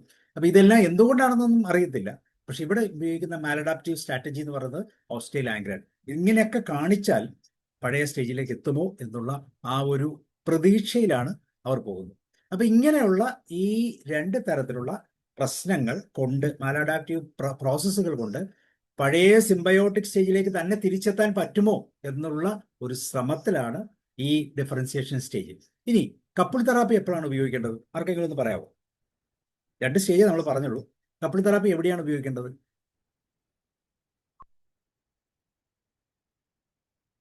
തീർച്ചയായിട്ടും ഈ സ്റ്റേജിലാണ്. കാരണം ഈ ഡിഫറൻസിയേഷൻ വരുമ്പോൾ എന്താവും, വി മാറി ഐ അല്ലെങ്കിൽ യു എന്നുള്ള കോൺസെപ്റ്റിലേക്ക് വരും. ഇവിടെ നമ്മളൊരു ഓപ്പൺ കമ്മ്യൂണിക്കേഷന്റെ സാധ്യതകളുണ്ട്. കൃത്യമായിട്ട് എൻ്റെ മനസ്സിൽ തോന്നുന്നത് എനിക്ക് ഇങ്ങനെയാണ് കേട്ടോ ഫീൽ ചെയ്തത്. എനിക്ക് വൈകുന്നേരം കഞ്ഞി ഇഷ്ടമല്ല. ഇപ്പം ഭർത്താവിൻ്റെ വീട്ടിൽ കഞ്ഞിയാണ് വൈകുന്നേരം ഉപയോഗിക്കുന്നതെങ്കിൽ ഭാര്യ പക്ഷെ അങ്ങനെയുള്ള ഒരു കുടുംബത്തിൽ നിന്നല്ല വന്നത്. ഇച്ചിരൂടെ എന്താ പറയുന്നത്, ഇപ്പം ഡിലീഷ്യസ് ആയ ഫുഡുകൾ കഴിക്കണം. അങ്ങനെ വരുമ്പോൾ എന്ത് പറ്റും, പ്രശ്നങ്ങൾ വരും. പിന്നെ ഒരു പാർട്ടിക്ക് പോകുന്നു അല്ലെങ്കിൽ ഒരു ഹോട്ടലിൽ കയറുന്നു, ഭർത്താവ് ചിലപ്പോൾ അമ്മ ഉദ്ദേശിക്കുന്നതോ അല്ലെങ്കിൽ അവരുടെ സഹോദരങ്ങൾ ഉപയോഗിക്കുന്ന അതേയുള്ള പാറ്റേൺ ആയിരിക്കും ഉപയോഗിക്കുന്നത്. അപ്പം ഈ വൈഫ് മാത്രം വേറൊരു കാര്യം ഓർഡർ ചെയ്യുന്നു. അപ്പം അങ്ങനെ ഒരു പ്രാവശ്യം ഓർഡർ ചെയ്തു, രണ്ടാമത്തെ പ്രാവശ്യം ഓർഡർ ചെയ്യാൻ പറ്റത്തില്ല. അപ്പം എന്ത് പറ്റും, അവിടെ ആ നോ എന്ന് പറയുന്ന വാക്ക് പറയാൻ പറ്റത്തില്ല. മതി മതി, എനിക്കും അത് മതി എന്ന് പറയും. സത്യത്തിൽ ഇഷ്ടമാണോ, അല്ല താനും. പക്ഷെ ഇത് മനസ്സിൽ ഒരു കോൺഫ്ലിക്റ്റ് ഉണ്ടാകാതിരിക്കാൻ വേണ്ടി. അപ്പം ഇവിടെ എന്താ സംഭവിക്കുന്നത്, ഇവിടെ എല്ലാം ഈ ഡിഫറൻസ് ഡെവലപ്പ് ചെയ്ത് വന്നുകൊണ്ടിരിക്കുകയാണ്. അപ്പൊ ഈ ഡിഫറൻസ് ഡെവലപ്പ് ചെയ്യുമ്പോൾ ശരിക്കും എന്താണ്, ഈ സിംബാറ്റിക് സ്റ്റേജ് കഴിഞ്ഞാൽ ആ ഐ സ്റ്റേജിൽ എത്തുമ്പോൾ എനിക്ക് പറയാനുള്ള കാര്യങ്ങൾ കൃത്യമായി വ്യക്തമായി പറയാവുന്ന ഭാഷയും അത് പറഞ്ഞ് പാർട്ട്ണറെ മനസ്സിലാക്കാനുള്ള ആ ഒരു മാനേജിങ് ടെക്നിക്സ് നഷ്ടപ്പെട്ടു. കാരണം എന്താണ്, മറ്റൊന്നുമില്ല, സിംബയോട്ടിക് സ്റ്റേജിന്റെ ആ സുഖവും ആ സാധ്യതകളും ഒന്നും നഷ്ടപ്പെടുത്താൻ തയ്യാറല്ല. എങ്ങനെയെങ്കിലും തിരിച്ചവിടെ എത്തണം എന്നുള്ള ഒരൊറ്റ ചിന്തയുള്ളത് കൊണ്ട് നാച്ചുറലായിട്ടും അവിടെ എത്താനുള്ള ചെറിയ സൂത്രം, ആ സൂത്രവിദ്യകൾ എവിടെ നിന്ന് കിട്ടുന്നത്, ഇതൊക്കെ നമ്മൾ ചുറ്റുപാടുകളിൽ നിന്നൊക്കെ പഠിക്കുന്ന ചില രീതി. ഒരു പക്ഷെ നമ്മുടെ വീടുകളിൽ തന്നെ അച്ഛനമ്മമാർ ചെയ്ത കാര്യങ്ങൾ തന്നെ അവർ യൂസ് ചെയ്യാം. ചിലപ്പോൾ ഒച്ചത്തിൽ സംസാരിച്ച് നോക്കാം, ചിലപ്പോൾ ഒന്ന് കരഞ്ഞു നോക്കാം, ദേഷ്യപ്പെടാം. ആണുങ്ങളാണെങ്കിൽ പൊതുവെ ദേഷ്യപ്പെടും ക്യാരക്ടർ ഒന്ന് റീഅറേഞ്ച് ചെയ്യാൻ വേണ്ടി. സ്ത്രീകളാണെങ്കിൽ പൊതുവെ ഒന്ന് കരഞ്ഞു നോക്കും. ഇങ്ങനെയുള്ള പലതരത്തിലുള്ള സ്ട്രാറ്റജീസ്, അല്ലെങ്കിൽ ഇതെല്ലാം മാലഡാപ്റ്റീവ് ആണ്, ഒന്നും ശരിയായ രീതിയിൽ അപ്ലൈ ചെയ്യേണ്ട രീതിയല്ല എന്നുള്ളതാണ് ഇവിടുത്തെ പ്രത്യേകത. അപ്പം ഇതാണ് രണ്ടാമത്തെ സ്റ്റേജിലേക്ക് നമ്മൾ പോകുമ്പോൾ നമ്മൾ കാണുന്നത്. So this is called differentiation stage. അപ്പോൾ ഈ ഡിഫറൻസിയേഷൻ സ്റ്റേജിൽ കലഹങ്ങളുണ്ടാകും, പ്രശ്നങ്ങളുണ്ടാകും, വഴക്കുണ്ടാകും, പരിഭവം ഉണ്ടാകും, പരാതി ഉണ്ടാകും. ഇതിനൊക്കെ എന്ത് ചെയ്യണം, കൃത്യമായിട്ട് അഡ്രസ്സ് ചെയ്യണം. പക്ഷെ അഡ്രസ്സ് ചെയ്യത്തില്ല, അതിനെങ്ങോട്ട് പോകും, അടുത്ത സ്റ്റേജിലേക്ക്. സോ ഈ വ്യത്യാസങ്ങളെ കൃത്യമായിട്ട് ഐഡന്റിഫൈ ചെയ്യും. ആ വ്യത്യാസങ്ങൾ മനസ്സിൽ സ്വീകരിക്കുന്ന ഇമോഷനോട് കൂടി റെപ്രസെന്റ് ചെയ്യുകയും ചെയ്യാൻ പറ്റുന്നുണ്ടെങ്കിൽ ഈസി ആയിട്ട് അത് മാനേജ് ചെയ്യാൻ പറ്റും. പക്ഷെ പലപ്പോഴും അത് പറ്റത്തില്ല. അതിന് പകരം നമ്മൾ എന്ത് ചെയ്യും, അപ്പം പെൺകുട്ടികളാണെങ്കിൽ അവരുടെ വീട്ടിലുള്ളവരൊക്കെ വിളിച്ച് വരും പറയും, ഇത് ഉദ്ദേശിച്ച പോലത്തെ ആളല്ല കേട്ടോ, അതിനേക്കാളും ഭീകരനാണ്, അല്ലെങ്കിൽ വീട്ടുകാരിങ്ങനെയാണ്, ഇങ്ങനെയൊക്കെ പറയുമ്പോൾ എന്ത് പറ്റും, അവർ വേറെ ചില പുതിയ പുതിയ ഉപദേശങ്ങളൊക്കെ തരും. ഇപ്പം നമ്മുടെ യൂട്യൂബ് ഡോക്ടറൊക്കെ പറയുന്ന പോലെ അതോടുകൂടി എന്താവും, ആകെ കൺഫ്യൂഷനാകും, പ്രശ്നമാകും, അങ്ങനെ ഒരു വലിയ പ്രതിസന്ധിയായിട്ട് മാറും. അപ്പൊ ബന്ധം മുന്നോട്ട് പോകുന്നതിന് ഏറ്റവും കൂടുതൽ ഡിസൈഡ് ചെയ്യുന്ന കാരണം സിംബയോട്ടിക് സ്റ്റേജ് ഒരിക്കലും കണ്ടിന്യൂസ് ആയിട്ട് നിൽക്കുന്നതല്ല. ആരുടെ ലൈഫിലും അത് അങ്ങനെ ഉണ്ടാകാൻ സാധ്യതയില്ല. ചില മുഹൂർത്തങ്ങളൊക്കെ അങ്ങനെ ഉണ്ടാകാം. അതിൻ്റെ അപ്പുറം എപ്പോഴും ഈ ഡിഫറൻസിയേഷൻ സ്റ്റേജ് മസ്റ്റാണ്. അപ്പൊ ഡിഫറൻസിയേഷൻ സ്റ്റേജ് വരാൻ അംഗീകരിക്കത്തില്ല, അല്ലെങ്കിൽ അങ്ങനെ ഒരു സ്റ്റേജ് വരാൻ കപ്പിൾ അംഗീകരിക്കുന്നില്ല, അല്ലെങ്കിൽ അത് സ്വീകരിക്കുന്നില്ല ആ സ്റ്റേജ്. കാരണം അവർക്ക് എപ്പോഴും സിംബയോട്ടിക് സ്റ്റേജാണ് വേണം. അതൊരിക്കലും പോസിബിളും അല്ല. അതാണ് പറഞ്ഞേ, വിവാഹം അത്ര മനോഹരമായ ഒരു ഇടപാടല്ല എന്ന് നമ്മൾ പറയുന്നതിന് കാരണം അതാണ്. കാരണം ഇതിന് സെക്കൻഡ് സ്റ്റേജിൽ തന്നെ ഈ ഡിഫറൻസുകൾ മനസ്സിലാകും. ആ ഡിഫറൻസുകളെ കൃത്യമായിട്ട് മാനേജ് ചെയ്യാനുള്ള ഒരു കപ്പാസിറ്റി സത്യത്തിൽ പ്രീ മാരിറ്റലോ അല്ലെങ്കിൽ പ്രീ കപ്പിൾ തെറാപ്പിയോ ഒക്കെ ഉപയോഗിച്ച് അത് ചെയ്യാനുള്ള ഒരു സാധ്യതയില്ല. നമുക്കറിയാം, ഒരു ഡോക്ടർ ആകണമെങ്കിൽ, ഒരു മെഡിസിൻ അല്ലെങ്കിൽ ഒരു എഞ്ചിനീയർ ആകണമെങ്കിൽ വർഷങ്ങളുടെ പഠനമാണ്. 7, 8, 10 വർഷമൊക്കെ ശക്തമായി പഠിക്കുന്നത്. പക്ഷെ ജീവിതകാലം മുഴുവൻ വിവാഹ ജീവിതം നയിക്കുന്നതിന് ഒരു പഠനത്തിന്റെ ആവശ്യം, ഒരു പഠനവും വേണ്ട. ഒരു പ്രീ മാരിറ്റൽ കോഴ്സിൽ പോയി പറ്റുമെങ്കിൽ ചർച്ചോ അങ്ങനെയുള്ളിടത്തൊക്കെ ആണെങ്കിൽ പ്രീ മാരിറ്റൽ ഉണ്ട്. അതൊക്കെ ഒരു ആചാരപരമായ കാര്യം, സർട്ടിഫിക്കറ്റ് കിട്ടണമെങ്കിൽ അത് വേണം. അതല്ലാതെ ഒരു ഓപ്പൺ കമ്മ്യൂണിക്കേഷനോ ഓപ്പണായിട്ട് സംസാരിക്കുകയോ എന്തെങ്കിലും സംശയം ഇപ്പോൾ ഒക്കെ കാര്യങ്ങൾ ഡീറ്റെയിൽസ് കിട്ടാൻ ചില എളുപ്പമാണ്, എന്തൊക്കെയാണ് സംഭവിക്കുന്നത്. പക്ഷേ ഇപ്പം ശ്രദ്ധിച്ചു നോക്കൂ, വിവാഹം കഴിഞ്ഞു കഴിഞ്ഞാൽ മിക്കവാറും കേസിൽ ഇപ്പം നമ്മളെ കൂടുതൽ പ്രശ്നം ഉണ്ടാക്കുന്ന ഒരു കാര്യമാണ്, വിവാഹം കഴിഞ്ഞ് പ്രത്യേകിച്ച് പെൺകുട്ടികളുടെ കേസിലാണെങ്കിൽ ഈ ഡിഫറൻസ് ടൈം കിട്ടിക്കഴിഞ്ഞാൽ അവര് ഇത് കമ്മ്യൂണിക്കേറ്റ് ചെയ്യുന്ന അവരുടെ ഫ്രണ്ട്സ് ഒക്കെ മിക്കവാറും ഒക്കെ ഡൈവേഴ്സ്ഡ് ആയിരിക്കും. അപ്പൊ എന്ത് സംഭവിക്കും, വളരെ മോശമായ റിയാക്ഷൻ, പറ്റത്തില്ലെങ്കിൽ കളഞ്ഞ് എന്നൊക്കെ പറയുന്ന രീതിയിലുള്ള ചില റിയാക്ഷൻസ് ഉണ്ടാകും. പിന്നെ അവരുടെ ഫ്രെയിം വർക്കിലൂടെയാണോ നമ്മൾ ജീവിക്കേണ്ടത്, നമ്മുടെ ഫ്രെയിം വർക്കിലൂടെയാണോ അവർ ജീവിക്കേണ്ടത്? ഒരിക്കലും അല്ല. നമുക്ക് നമ്മുടേതായ ഫ്രെയിം വർക്ക് ഉണ്ട്. ആ ഫ്രെയിം വർക്ക് കൃത്യമായിട്ട് തിരിച്ചറിഞ്ഞ് അവിടെ എന്ത് ടെക്നിക്കാണ് മാനേജ്മെന്റിന് യൂസ് ചെയ്യേണ്ടതെന്ന് തിരിച്ചറിയുന്നില്ലെങ്കിൽ ഇവിടെ ഈ പ്രശ്നം ഉണ്ടായിക്കൊണ്ടേയിരിക്കും. അപ്പൊ ഇതാണ് അധ്യായം 4 അല്ലെങ്കിൽ ഡിഫറൻസിയേഷൻ സ്റ്റേജ് എന്ന് പറയുന്നത്. അടുത്തതെന്ന് പറയുന്നത് പരിശീലന ഘട്ടമാണ്. അപ്പൊ നമ്മൾ 2 സ്റ്റേജ് കണ്ടു. എന്താണ് സ്റ്റേജ്? ആദ്യത്തെ സ്റ്റേജ് എന്ന് പറഞ്ഞാൽ സിംബയോട്ടിക് ആണ്, വി ആണ്. അതിനുശേഷം പതുക്കെ പതുക്കെ ഐയിലേക്ക് എത്തിത്തുടങ്ങും. വ്യത്യാസങ്ങൾ കൃത്യമായിട്ട് മനസ്സിലായി. സ്റ്റേജിന്റെ അടുത്ത സ്റ്റേജിലേക്ക് എത്തി. സ്വന്തമായി നിലനിൽക്കാവുന്ന സ്റ്റേജ്. ഇപ്പൊ നമ്മൾ കൊച്ചുകുട്ടിയെ ശ്രദ്ധിച്ച് നോക്കി അറിയാം. അവരുടെ അടുത്ത സ്റ്റേജ്, ഈ പ്രാക്ടീസിങ് സ്റ്റേജ് എന്ന് വെച്ചാൽ അമ്മയെ വിട്ട് കുട്ടി സ്വന്തമായിട്ട് പോകുന്ന സ്ഥലമാണ്. വീട്ടിന്റെ പുറത്തേക്ക് പോവാം, മുറ്റത്തുകൂടെ കളിക്കാം, അമ്മയുടെ ആവശ്യമൊന്നുമില്ല. പക്ഷെ ഇടയ്ക്കിടയ്ക്ക് അമ്മയുടെ ആ പ്രസൻസ് അല്ലെങ്കിൽ ഒരു റെക്കഗ്നിഷന്റെ ആവശ്യമുള്ളതുകൊണ്ട് അമ്മയുടെ അടുത്ത് പോയി സാരിയുടെ തുമ്പിലൊക്കെ ഒന്ന് തൂങ്ങി അല്ലെങ്കിൽ അമ്മയെന്നൊക്കെ ഒന്ന് വിളിച്ച് ആ സമയത്ത് കുഴപ്പമില്ല എന്നുള്ളൊരു സിഗ്നൽ കൊടുത്തു കഴിഞ്ഞാൽ യു വിൽ കണ്ടിന്യൂ. ആ ഒരു സ്ട്രോക്കിംഗ് പാറ്റേൺ കൃത്യമായിട്ട് കിട്ടുന്നുണ്ടെങ്കിൽ കണ്ടിന്യൂസ് ആയിട്ട് അമ്മയിൽ നിന്ന് കെയർ ഗീവേഴ്സിൽ നിന്ന് വിട്ട് കുട്ടി പുറത്തേക്ക് പോകുന്ന ഒരു സ്റ്റേജ്. ആ സമയത്ത് ശ്രദ്ധിച്ചു നോക്കിയാണ് കുട്ടിക്ക് ഇഷ്ടമുള്ള, കുട്ടിക്ക് ഉദ്ദേശിക്കുന്ന രീതിയിൽ ബിഹേവ് ചെയ്യുന്ന ആളുകളുടെ കൂടെ കുട്ടി ചിലപ്പോൾ പോയി നിന്നിരിക്കും. അതൊക്കെ ചിലപ്പോൾ അമ്മയ്ക്കും അച്ഛനൊക്കെ ഭയങ്കര സങ്കടം ഉണ്ടാക്കാൻ സാധ്യതയുണ്ട്. അല്ലെങ്കിൽ അച്ഛൻ്റെ കൂടെ കുട്ടി പോകുന്നു, അമ്മയുടെ അടുത്ത് അത്ര കണക്റ്റഡ് ആകുന്നില്ല. ഇതൊക്കെ പല തരത്തിലുള്ള പ്രശ്നങ്ങൾ ഉണ്ടാക്കാറുണ്ട്. അപ്പൊ ഇവിടെ എന്താണ്, ഈ വ്യത്യാസങ്ങൾ സ്വീകരിച്ച ശേഷം ദമ്പതികൾ വീണ്ടും എന്താവും, ആ കോമൺ ഗോളിലേക്ക് എത്തുകയാണ്.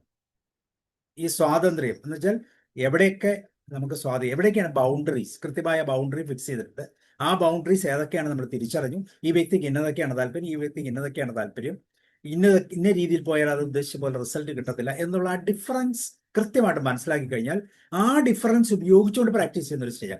അപ്പോഴും നമുക്ക് വേണമെങ്കിൽ സിംബയോട്ടിക് സ്റ്റേജിലേക്ക് എത്താം. പക്ഷെ പ്രാക്ടീസ് ചെയ്യുന്നതിന് ആ സ്വന്തം ഐഡന്റിറ്റി കൃത്യമായിട്ട് വീണ്ടെടുത്തുകൊണ്ട് വേണം. പക്ഷെ ആ സമയത്ത് നമ്മുടെ ഐഡന്റിറ്റി ഇല്ലാതെ നഷ്ടപ്പെട്ട് ഞാൻ ഒറ്റപ്പെട്ട് റിജക്റ്റഡ് ആയി പോകുന്ന ഒരു അവസ്ഥയിലേക്ക് പോകാൻ സാധ്യത. അത് ആണിന്റെ കേസിലും പെണ്ണിന്റെ കേസിലും സംഭവിക്കുകയാണ്. കൂടുതലും പെൺകുട്ടികളുടെ സ്റ്റേജിലാണ് സംഭവിക്കുന്നതെന്ന് മാത്രം. അപ്പൊ ഈ സ്വാതന്ത്ര്യം, ഞാൻ ആരാണ്, ആ വ്യക്തി ആരാണ് എന്ന് കൃത്യമായിട്ട് മനസ്സിലാക്കി പ്രാക്ടീസ് ചെയ്യാൻ തുടങ്ങുന്ന ഒരു സ്റ്റേജാണ് പരിശീലന ഘട്ടം. ചാപ്റ്റർ 5 പറയുന്ന പ്രാക്ടീസിങ് സ്റ്റേജ്. അപ്പൊ ഈ പ്രാക്ടീസ് സ്റ്റേജ് ആകുമ്പോഴത്തേക്ക് നോർമലി ലൈഫ് റൺ ചെയ്യാൻ തുടങ്ങും. പ്രശ്നങ്ങൾ ഉണ്ടാകുന്നത് സെക്കൻഡ് സ്റ്റേജിലായിരിക്കും. അവിടെ നിന്ന് വ്യക്തികളെ കൃത്യമായിട്ട് മനസ്സിലാക്കി.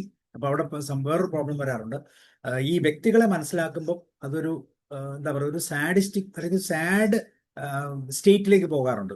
എൻ്റെ ജീവിതത്തിൽ ഇങ്ങനെ സംഭവിച്ചല്ലോ, ഇനി ഞാൻ എന്ത് ചെയ്യും, ഇങ്ങനെയൊക്കെ ഉള്ള ഒരു ഡിപ്രസീവ് മൂഡിലേക്ക് പോയി കഴിഞ്ഞാൽ ഈ മാനേജ്മെന്റ് ടെക്നിക്സ് ഒന്നും അവിടെ വർക്കൗട്ട് ചെയ്യുമെന്ന് തോന്നുന്നില്ല, വർക്കൗട്ട് ആയി വരുന്നില്ല. അപ്പൊ അതിന് പകരം ഇച്ചിരി കൂടെ ബോൾഡ് ആയിട്ടുള്ള ഒരു സ്റ്റേജ്, ഐഡന്റിറ്റി വീണ്ടെടുത്തുകൊണ്ട് മുന്നോട്ട് പോകുന്ന ഒരു സ്റ്റേജിലേക്ക് പോയി കഴിഞ്ഞാൽ, ഇനി അതിന്റെ അടുത്ത സ്റ്റേജ് എന്ന് പറയുന്നത് ചാപ്റ്റർ 6 പറയുന്നത് പുനർ സമീപന ഘട്ടം,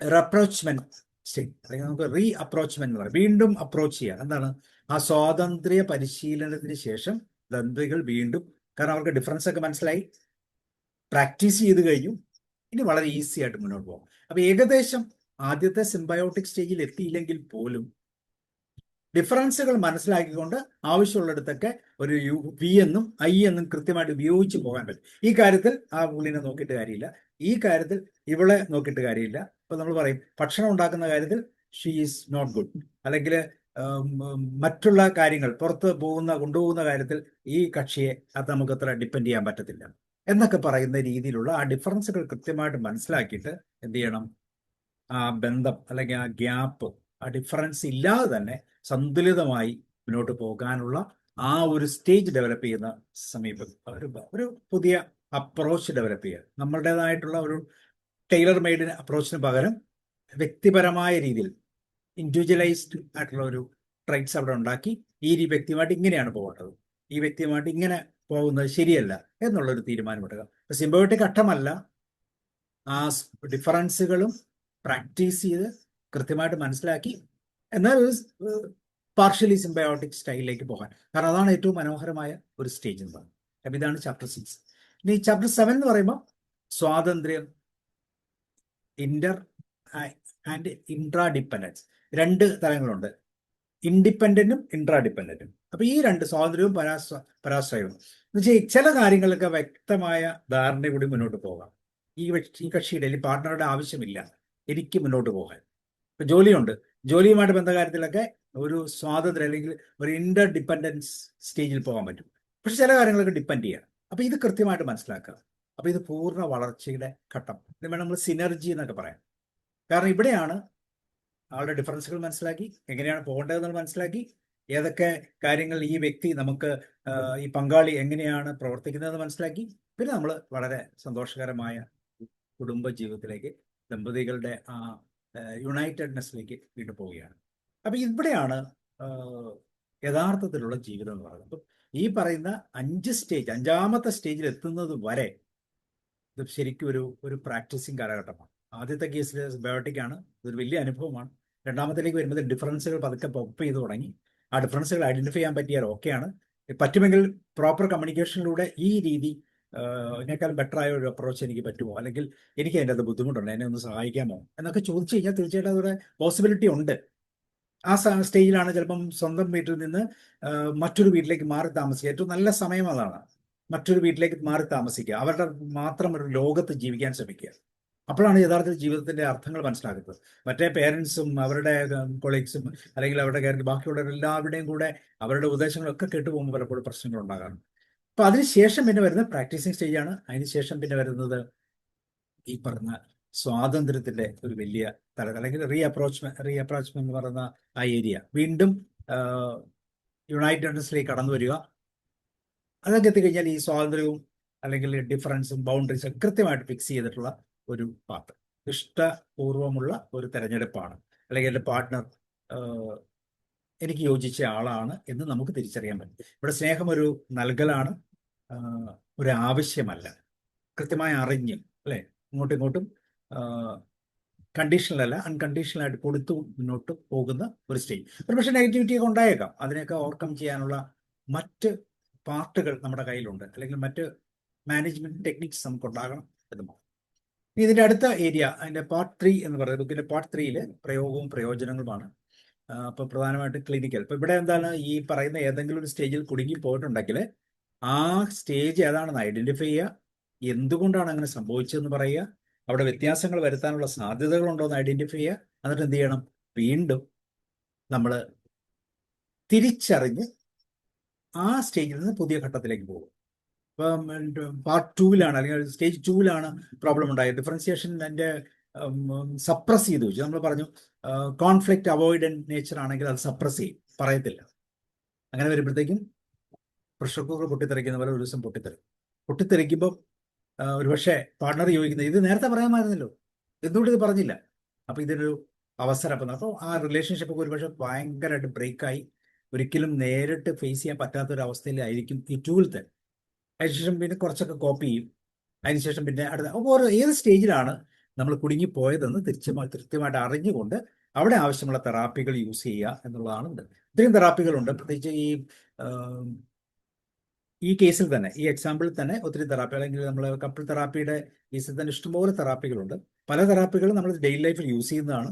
ഈ തെറാപ്പികൾ ഉപയോഗിച്ച് ഈ ഏത് ഘട്ടത്തിലാണ് നമ്മൾ ശരിക്കും പ്രോബ്ലം മനസ്സിലാക്കിയത് അതിനെ നമ്മൾ സോൾവ് ചെയ്യാൻ ശ്രമിക്കും. ചാപ്റ്റർ 9 എന്ന് പറയുന്നത് സാധാരണ പ്രതിസന്ധികളും അതിന്റെ പരിഹാരങ്ങൾ. ഓരോ ഘട്ടത്തിലും ഉയർന്നു വരുന്ന ബുദ്ധിമുട്ടുകൾ ഏതാണെന്ന് അറിയാം. അപ്പൊ നമ്മൾ സിംബയോട്ടിക് ഘട്ടത്തിൽ വിധേയത്വം, കാരണം പൂർണ്ണമായിട്ട് നമ്മൾ സറണ്ടർ ചെയ്യാണ്. വി എന്ന് പറയുന്നൊരു കോൺസെപ്റ്റിന് വേണ്ടി നമ്മൾ പൂർണ്ണമായിട്ടും വിട്ടുകൊടുക്കുകയാണ്. ഒരുപക്ഷെ ഒരിക്കലും ഇഷ്ടമല്ലാത്ത പല കാര്യങ്ങളും സിംബയോട്ടിക് സ്റ്റേജിൽ സംഭവിച്ചിരിക്കാം. അതൊക്കെ പിന്നെ മുറിവുകളായിട്ട് മാറുകയാണ്. അതിന് പകരം എന്ത് ചെയ്യണം, സ്വല്പം കൂടെ ശ്രദ്ധാപൂർവം അതിൻ്റെ അകത്ത് പല അബദ്ധങ്ങളും മണ്ടത്തരങ്ങളും ഒക്കെ അവിടെ സംഭവിക്കാറുണ്ട്. പക്ഷെ അവിടെയൊക്കെ വിധേയത്വത്തിന്റെ പാർട്ടായിട്ട് ആ സ്റ്റേജ് നഷ്ടപ്പെടാതിരിക്കാൻ വേണ്ടി അതിനെന്ത് ചെയ്യും, ഹോൾഡ് ചെയ്ത് മുന്നോട്ട് പോവുകയാണ്. രണ്ടാമത്തെ, ഇപ്പൊ നമ്മൾ ഡിഫറൻസിയേഷൻ സ്റ്റേജിലാണെങ്കിൽ എപ്പോഴും കലഹമാണ്. കലഹത്തിന് കാരണം ഒരു സിംഗിൾ കേസ് ആയിരിക്കും, പക്ഷെ അത് കൃത്യമായിട്ട് റെപ്രസെന്റ് ചെയ്യാൻ പറ്റുന്നില്ല, അല്ലെങ്കിൽ അത് പ്രസന്റ് ചെയ്യാൻ മറ്റേ മാലഡാപ്റ്റീവ് സ്ട്രാറ്റജീസ് ആണ് യൂസ് ചെയ്യുന്നത്. ദേഷ്യമാണ് യൂസ് ചെയ്യുന്നത്. ഈ പലപ്പോഴും ദേഷ്യം, ഹോസ്റ്റൈൽ ആംഗ്രി എന്ന് പറഞ്ഞൊരു കോൺസെപ്റ്റ് ഞാൻ പറഞ്ഞു. ഈ ഹോസ്റ്റൈൽ എന്ന് പറയുന്ന ആ നേച്ചർ എവിടെ നിന്നുണ്ടായതാണ്? അത് നമ്മുടെ മാതാപിതാക്കളിൽ നിന്ന് കിട്ടിയതാകാം, ജീവിത സാഹചര്യത്തിൽ നിന്നുണ്ടായ ഒരു ക്യാരക്ടറാണത്. ഈ ക്യാരക്ടർ ഇന്നത്തെ ഈ പ്രശ്നമായിട്ട് കണക്ട് ചെയ്യുക. ഹോസ്റ്റൈൽ ആംഗ്രി എന്ന് പറയുന്ന ഒരു ക്യാരക്ടർ എവിടെ നിന്ന് വന്നാണ്?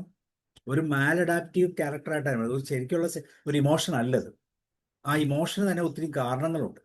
ഒരു ഇമോഷന് അതിനോട് സപ്പോർട്ട് ചെയ്യുന്ന പല കാരണങ്ങളും ഉണ്ടാകാം, ആംഗ്രി ഉണ്ടാകാം. അപ്പൊ അതിന് നമ്മളുടെ ലൈഫിൽ ഒരു പാറ്റേൺ ഉണ്ടെങ്കിൽ ആ പാറ്റേണിലൂടെ തന്നെ ഈ ആംഗ്രിയിലേക്ക് എത്തുകയായിരിക്കും ചെയ്യും. അപ്പൊ യഥാർത്ഥത്തിലുള്ള ഇമോഷനുമല്ല, യഥാർത്ഥത്തിലുള്ള റീസണുമല്ല, പക്ഷെ ഇവിടെ നിരന്തരം കലഹം ഉണ്ടാകാനുള്ള സാധ്യതയുണ്ട്. അപ്പൊ ഇത് കൃത്യമായിട്ട് തിരിച്ചറിയാൻ ഒരു സഹായം അവർക്ക് ചെയ്തു കൊടുക്കുക എന്നുള്ളതാണ് കപ്പിൾ തെറാപ്പിയിലൂടെ മുന്നോട്ട് പോകുമ്പോൾ നമ്മൾ ചെയ്യും. ദെൻ അധ്യായം 10 വരുമ്പോൾ ചാപ്റ്റർ 10 യഥാർത്ഥ പങ്കാളിയെ കണ്ടുമുട്ടും. അപ്പൊ എങ്ങനെയാണ് ഈ യഥാർത്ഥ പങ്കാളിയെ കണ്ടുമുട്ടുന്നത്? ആർക്കെങ്കിലും ഒരു ക്ലൂസ് തരാം. അപ്പൊ നമ്മൾ കുറെ പോയിന്റുകൾ പറഞ്ഞു അല്ലെ? 9 അധ്യായങ്ങളിലൂടെ നമ്മൾ 5 സ്റ്റേജുകൾ പറഞ്ഞു. ഓരോ സ്റ്റേജിലുണ്ടാകാവുന്ന പ്രശ്നങ്ങൾ പറഞ്ഞു. ആ സ്റ്റേജുകൾ എങ്ങനെയൊക്കെ പരിഹരിക്കപ്പെടണമെന്ന് പറഞ്ഞു. അങ്ങനെയാണെങ്കിൽ എങ്ങനെയാണ് ഈ യഥാർത്ഥ പങ്കാളിയെ നമ്മൾ കണ്ടെത്തേണ്ടത്? എങ്ങനെയാണ് ഈ യഥാർത്ഥ അല്ലെങ്കിൽ നമ്മളുടെ പങ്കാളിയെ നമ്മൾ എങ്ങനെയാണ് തിരിച്ചറിഞ്ഞത് എന്ന് നമുക്കൊന്ന് ചിന്തിക്കാം. യഥാർത്ഥ പങ്കാളിയെ കണ്ടുമുട്ടുക എന്തായിരിക്കും ഇതിന്റെ ഫോർമുല? ഇതിനെന്തെങ്കിലും ടൈലർ മെയ്ഡ് ഫോർമുല ഉണ്ടോ? അത് ആദ്യം കണ്ടുപിടിക്കുന്ന കാര്യമാണോ, ഇനി ആ പങ്കാളിയെ യഥാർത്ഥ പങ്കാളി ആക്കുന്ന കാര്യമാണോ സാർ പറയും? അത് ഇപ്പോഴും പലപ്പോഴും പലരുടെയും പങ്കാളികൾ യഥാർത്ഥ പങ്കാളികളായിട്ടില്ല അല്ലേ? യഥാർത്ഥ നമ്മുടെ മുമ്പിലുള്ള പല പങ്കാളികളും യഥാർത്ഥ പങ്കാളികളായിട്ടില്ല. ഇല്ല. ഇല്ല. സാറേ, ഇയാൾ എന്താണോ അത് അതേപടി കണ്ട് ഉൾക്കൊള്ള, അങ്ങോട്ട് സഹിക്കുക, പൊറുക്കുക. സഹിക്കലല്ല, ഉൾക്കൊള്ള. ആ ഗുണം ദോഷവും കൂടിയിട്ട് അപ്പൊ ഓക്കെയാണ്. അത് ലേഡീസ് മാത്രമേ ചെയ്യുള്ളൂ. നല്ല പോയിന്റ് ആണ് അല്ലെ? ആ പോയിന്റിൽ നമുക്കൊന്ന് വർക്കൗട്ട് ചെയ്ത് നോക്കാം. അപ്പം അധ്യായം 10 വരുന്ന യഥാർത്ഥ പങ്കാളിയെ കണ്ടുപിടിക്കും. നമുക്ക് ഓൾറെഡി പങ്കാളിയെ കിട്ടിക്കഴിഞ്ഞു അല്ലെ? ഈ ആരോഗ്യപരമായ ഈ പുരാണ പങ്കാളിയല്ല, ഒരു മിത്തിക്കൽ മെയ്റ്റ് അല്ല. നമുക്ക് കിട്ടിയിരിക്കുന്നത് ഒറിജിനലാണ്. ഈ ഒറിജിനലിനെ എന്ത് ചെയ്യണം? പൂർണ്ണമായിട്ട് അംഗീകരിക്കുക. അവരുടെ ശക്തികളോടും ദൗർബല്യങ്ങളോടും കൂടെ ഒപ്പം സ്വീകരിക്കുകയും കൂടെ കൊണ്ടുപോവുകയും ചെയ്യും. പലപ്പോഴും എന്താ സംഭവിക്കുന്നത്? ഇപ്പോഴും നമ്മൾ പറയാം എനിക്ക് തെറ്റുപറ്റി, മണ്ടത്തരായിപ്പോയി, 4-5 പേരെ കണ്ടതായിരുന്നു, പക്ഷെ ഒന്നും ശരിയായില്ല, വന്ന് കയറിയതോ ഇങ്ങനെയായിപ്പോയി.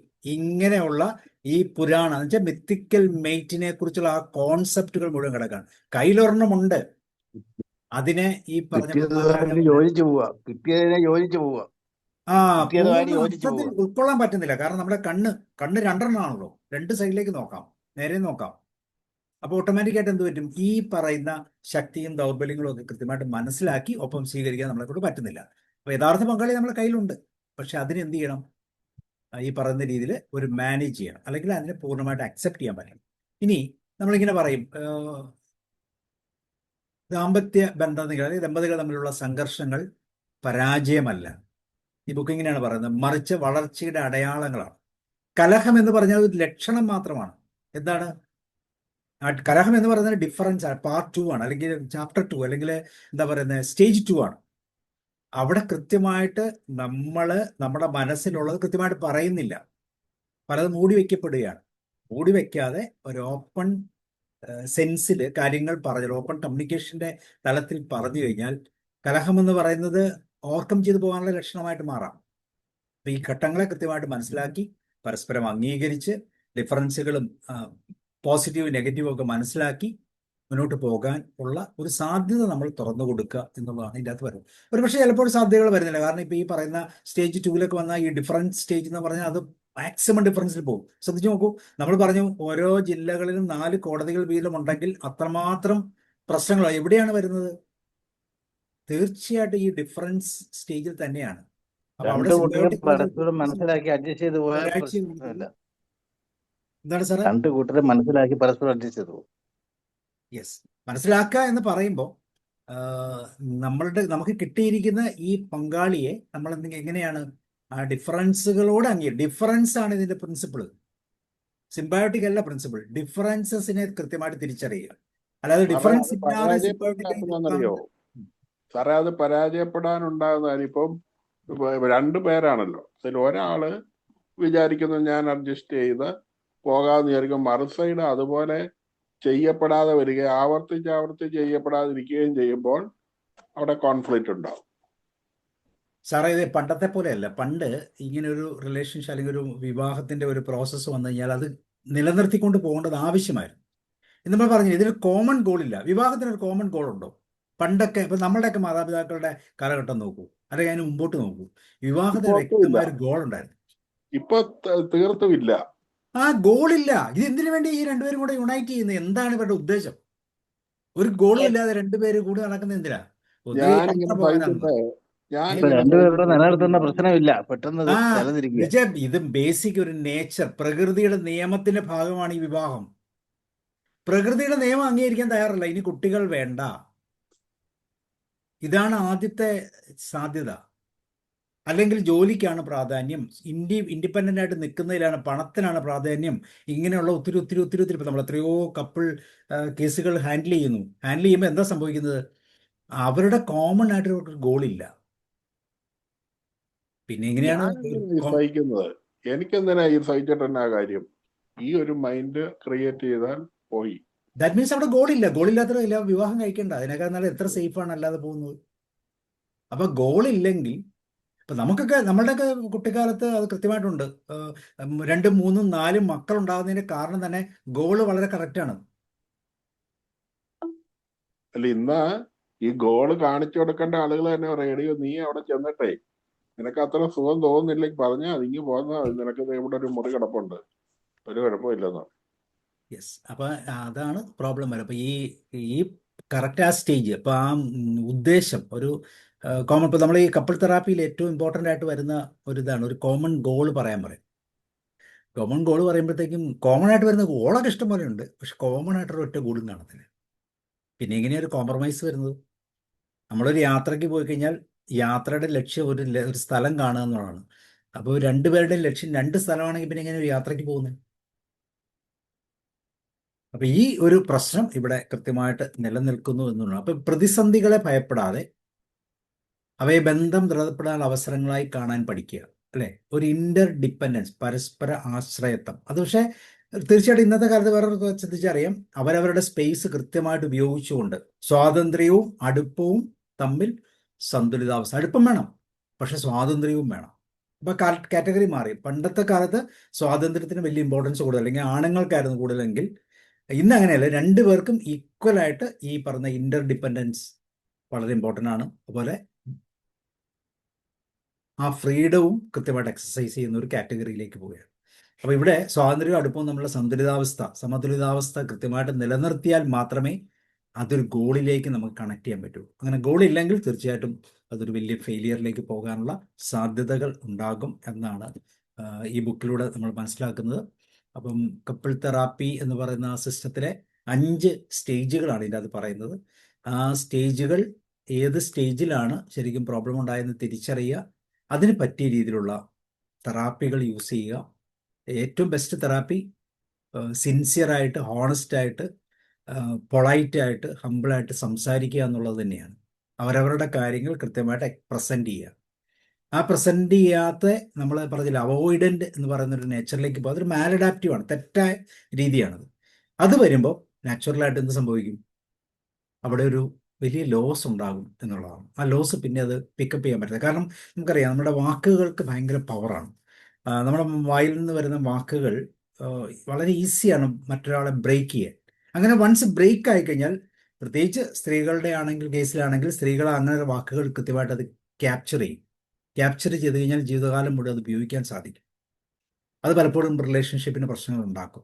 അപ്പോൾ സംസാരിക്കുമ്പം ജയിക്കുക, ഞാൻ ജയിക്കണം, നീ ജയിക്കേ, നിനക്കൊരവസരം തരാം എന്നുള്ളൊരു കോൺസെപ്റ്റ് ഒരിക്കലും ഇല്ല. ഉള്ളവരൊക്കെ തീർച്ചയായിട്ടും സർവൈവ് ചെയ്ത്, നീയും ജയിക്കേ, ഞാനും ജയിക്കാം, I am okay, you are okay, ഇതാണ് അതിൻ്റെ ഫോർമുല.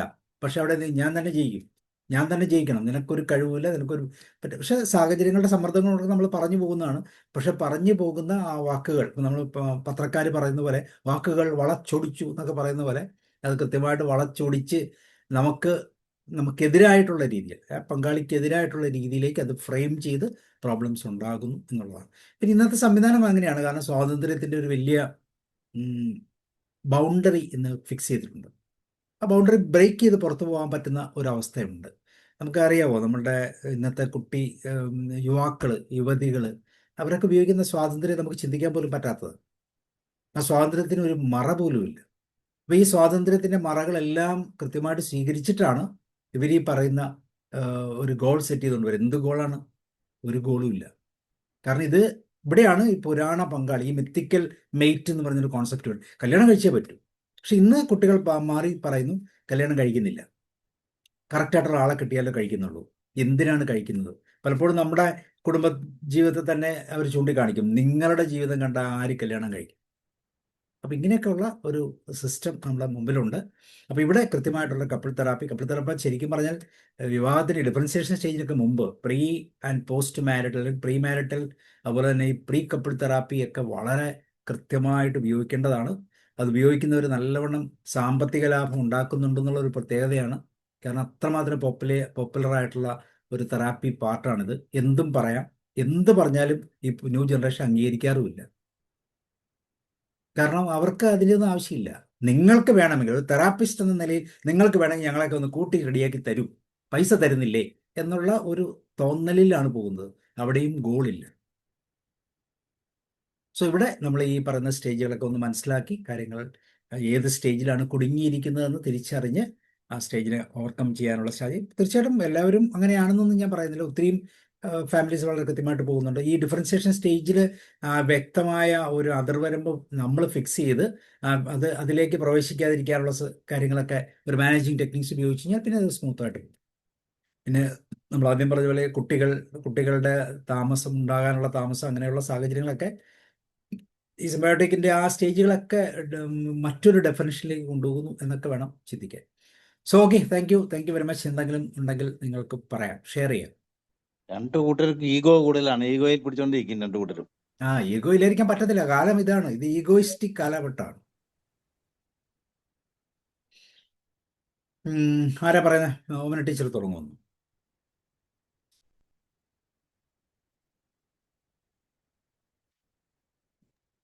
ഈ അവസരത്തിൽ മനസ്സിലാക്കിയിരിക്കേണ്ട ക്ലാസ് ആയിരുന്നു. വളരെ നന്നായിരുന്നു, വളരെ പ്രയോജനപ്പെട്ടു, വളരെയേറെ കാര്യങ്ങൾ മനസ്സിലാക്കാൻ സാധിച്ചു. നന്ദി, നമസ്കാരം. Thank you sir. Omana teacher. കാലഘട്ടത്തിന് ഏറ്റവും അടിയന്തരവും അത്യന്താപേക്ഷിതവുമെന്നാണ് എനിക്ക് വിലയിരുത്താൻ സാധിക്കുന്നത്. ഇത് യഥാർത്ഥത്തില് ഇവിടെ ഇരിക്കുന്നവർക്കും പ്രയോജനപ്പെടും. പക്ഷേ ഇവിടെ പ്രീമാരിറ്റൽ കോഴ്സും മറ്റുള്ളവയൊക്കെ ഉണ്ടെങ്കിലും അവയൊക്കെ എത്രമാത്രം ഫലപ്രദമാകുന്നുണ്ടെന്ന് ഒന്ന് വിലയിരുത്താനും സാധിക്കണം. പിന്നെ ഏത് പ്രീമാരിറ്റലിന് മുമ്പേയും വീടുകളിൽ തന്നെയാണ് ഇതിനൊക്കെയുള്ള അത്യാവശ്യ പരിശീലനം. സാധാരണ ലാംഗ്വേജിലും വർത്തമാനത്തിലും ഒക്കെ തന്നെ ഒരു കുടുംബജീവിതത്തിന്റെ സങ്കല്പത്തെ കുറിച്ച് പോസിറ്റീവായിട്ടുള്ള സംഗതികൾ പറയാനായിട്ട് സാധിക്കണം. പക്ഷെ ഇന്ന് വസ്തുക്കളെ കുറിച്ചോ എന്തെങ്കിലുമൊക്കെ വലിയ വലിയ ഈ ഭൗതികമായ നേട്ടങ്ങൾ കൊയ്യുന്നതിനെ കുറിച്ചാണ് കൂടുതലും സംസാരിക്കപ്പെടുന്നത്. അതുകൊണ്ടൊക്കെ കൂടി സംഭവിക്കുന്ന സംഗതിയാണ്. മുമ്പ് ഈ നമ്മളുടെ ചെറുപ്പത്തിലും അങ്ങനെ നമുക്ക് അങ്ങനെ വലിയ സ്വപ്നങ്ങളൊന്നും ആർക്കും നെയ്ത് സമ്മാനിക്കാനായിട്ടില്ല. ജീവിക്കുക എന്നുള്ളതാണ്. അത് കുറെയൊക്കെ മാതാപിതാക്കളെ കണ്ട് മനസ്സിലാക്കി ജീവിക്കുന്നു. ഇന്ന് അതൊക്കെ മാറി. അത് മാറിയിട്ട് മാതാപിതാക്കളിൽ നിന്ന് തന്നെ ആ ഒരു ആശയങ്ങൾ കിട്ടുന്നതും സ്വീകരിക്കുന്നതുമായ രീതിയുടെ കാലം തന്നെ പോയി. അതൊക്കെ ഒന്നുകിൽ മറ്റുള്ളവരിൽ നിന്നാണ്, ചില സുഹൃത്തുക്കളിൽ നിന്നാണ് സ്വീകരിക്കുന്നത്. അല്ലെങ്കിൽ ഇപ്പൊ ചുമ്മാ ഇങ്ങനെ കുത്തിയിരിക്കുന്ന ആളുകള് ഈ വാട്സാപ്പും യൂട്യൂബും ഇത്രമാത്രം നാശം ഉണ്ടാക്കുന്ന ഒരു സാധനമെന്നാണ് ഞാനതിനെ വിലയിരുത്തി. ഞാനതെല്ലാം മോശമാണ് അടച്ച് ആക്ഷേപിക്കുന്നതായിട്ട് എന്നെ തെറ്റിദ്ധരിക്കരുത്. ഈ കുറെ കൊച്ചമ്മമാര്, ഈ കെട്ടിയവന്മാര് പോയി കഴിയുമ്പോ ഇപ്പൊ ഇടുന്ന യൂട്യൂബുകൾ കേൾക്കണം. ഇത്രമാത്രം ജുഗുപ്സമായിട്ടുള്ള കാര്യങ്ങളാണ് പറഞ്ഞു വെക്കുന്നത്. ഈ കുറെ പേര് പട്ടിയെ കുറിച്ചാ പറയുന്നത്, കുറെ പേര് തീറ്റയെ കുറിച്ചാ പറയുന്നത്, കുറെ പേര് ഭർത്താവിന്റെ കുഴപ്പങ്ങളെ കുറിച്ച് ഈ സഹനം വേണ്ട എന്ന് പറയുന്ന കുറെ അത്ര ഒരു പിടി യൂട്യൂബുകൾ ഇന്നുണ്ട്. ഉമ്മ ഇരുന്നുകൊണ്ട് ഇതെല്ലാം കണ്ട് നേരം കളയുന്നവരാണ് ജോലിക്ക് പോകാതിരിക്കുന്നവര്. ഇനി ജോലിക്ക് പോകുന്നവർ അവരുടെ സർക്കിളില് ഏത് രീതിയിലാണ് കുടുംബജീവിതത്തെ വ്യാഖ്യാനിക്കുകയും പരസ്പരം സംസാരിക്കുന്നത് നമുക്ക് അറിഞ്ഞുകൂടാ. ഏതായാലും ഒരു പോസിറ്റീവായിട്ടുള്ള കൾച്ചർ ഫോം ചെയ്യാനായിട്ട് എല്ലാവർക്കും കൂടി എന്ത് ചെയ്യാൻ പറ്റും? അതിൽ വിദ്യാഭ്യാസത്തിനും പിന്നെ പൊതുപ്രവർത്തകർക്കും അതുപോലെ തന്നെ കുടുംബത്തിനും മതത്തിനും അങ്ങനെ എല്ലാവർക്കും ബന്ധമുണ്ട്. അതിലേക്ക് തിരിച്ചു പിടിക്കാനായിട്ട് സാധിക്കട്ടെ എന്ന് ആശംസിക്കുന്നു. സാറിന്റെ ഈ കപ്പിൾ തെറാപ്പി ക്ലാസ് തീർച്ചയായിട്ടും ഗുണകരമാണ്. നമുക്ക് പറ്റുന്നവരോടും നമുക്ക് പറയാം. നമുക്ക് ഒരു തിരനോട്ടവും പിന്നെ വിലയിരുത്തലും സ്വയം നടത്തുകയും ചെയ്യാം. Thank you sir. Thank you sir. അമ്മ ടീച്ചർ പറഞ്ഞു. സാറ് കണ്ടുപിടിച്ചോണ്ട് വന്ന പുസ്തകം, ഓരോ പ്രാവശ്യം കണ്ടുപിടിക്കുന്ന പുസ്തകം വളരെ കാലിക പ്രാധാന്യമുള്ളത് തന്നെയാണ്.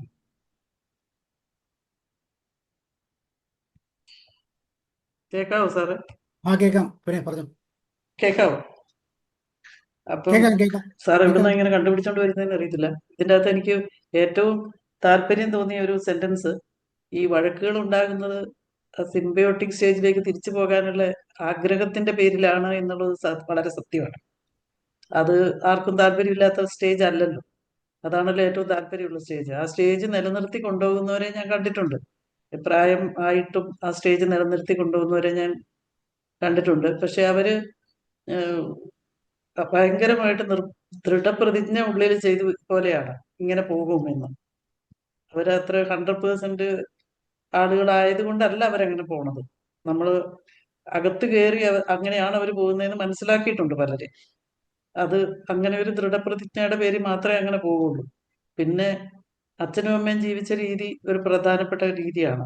അതാണ് ഇപ്പോഴത്തെ കാലഘട്ടത്തിൽ കുടുംബ കോടതിയിലോട്ട് പിള്ളേർ ഓടുന്നത്. അച്ഛനും അമ്മയും ജീവിച്ച് കാണിച്ചാലും ഒരാളെ ചിലപ്പം ജീവിച്ച് കാണിക്കാൻ പറ്റുള്ളൂ. മറുവശത്തിനെ ജീവിച്ച് കാണിക്കാൻ പറ്റിക്കാണിയല്ല. അപ്പോഴും അവിടെ പ്രശ്നമായി. അവര് ജീവിച്ച് കാണിച്ചത് ശരിയായ രീതിയിലായിരിക്കുകയില്ല. ഒരാളുടേത് എൻ്റെ വീട്ടിൽ ജീവിച്ച പോലെ, അച്ഛനും അമ്മയും ജീവിച്ച പോലെ ജീവിക്കണം എന്ന് മനസ്സിൽ ആഗ്രഹിക്കുന്നു. മറ്റേ ആൾക്ക് ഇതൊന്നും ലോകത്ത് പ്രശ്നമല്ല. അപ്പുറത്ത് ജീവിച്ചതും ശരിയായിട്ടല്ലായിരുന്നു. അങ്ങനെ ഒരുപാട് അവസ്ഥകൾ വരുന്നുണ്ട്. ഇത് രണ്ടുപേരും വേണമല്ലോ. പിന്നെ സാറ് പറഞ്ഞു അവിടെ എന്തെങ്കിലും പ്രശ്നമുണ്ടെങ്കിൽ നീ ഇങ്ങോട്ട് പോരെ, ഇവിടെ ഒരു റൂം ഉണ്ടെന്ന് പറയുന്നതിന് കുഴപ്പമില്ല. പക്ഷെ അവർ വളരെ ഉത്തരവാദിത്തത്തോടെ പറയണം. അല്ലെങ്കിൽ ആത്മഹത്യ ചെയ്യാതിരിക്കാനാണ് അങ്ങനെ പറയുന്നത്. പലരും ആത്മഹത്യ ചെയ്തത് ഒത്തിരി സ്വത്തും ഒത്തിരി സ്ത്രീധനവും ഒത്തിരി കാര്യങ്ങൾ അവിടെ കൊണ്ട് കൊടുത്തു, കയ്യും വീശി ഇനി തിരിച്ച് വീട്ടിലേക്ക് എങ്ങനെ പോകുമെന്ന് ഓർത്തിട്ട് ആത്മഹത്യ ചെയ്യുന്നത്.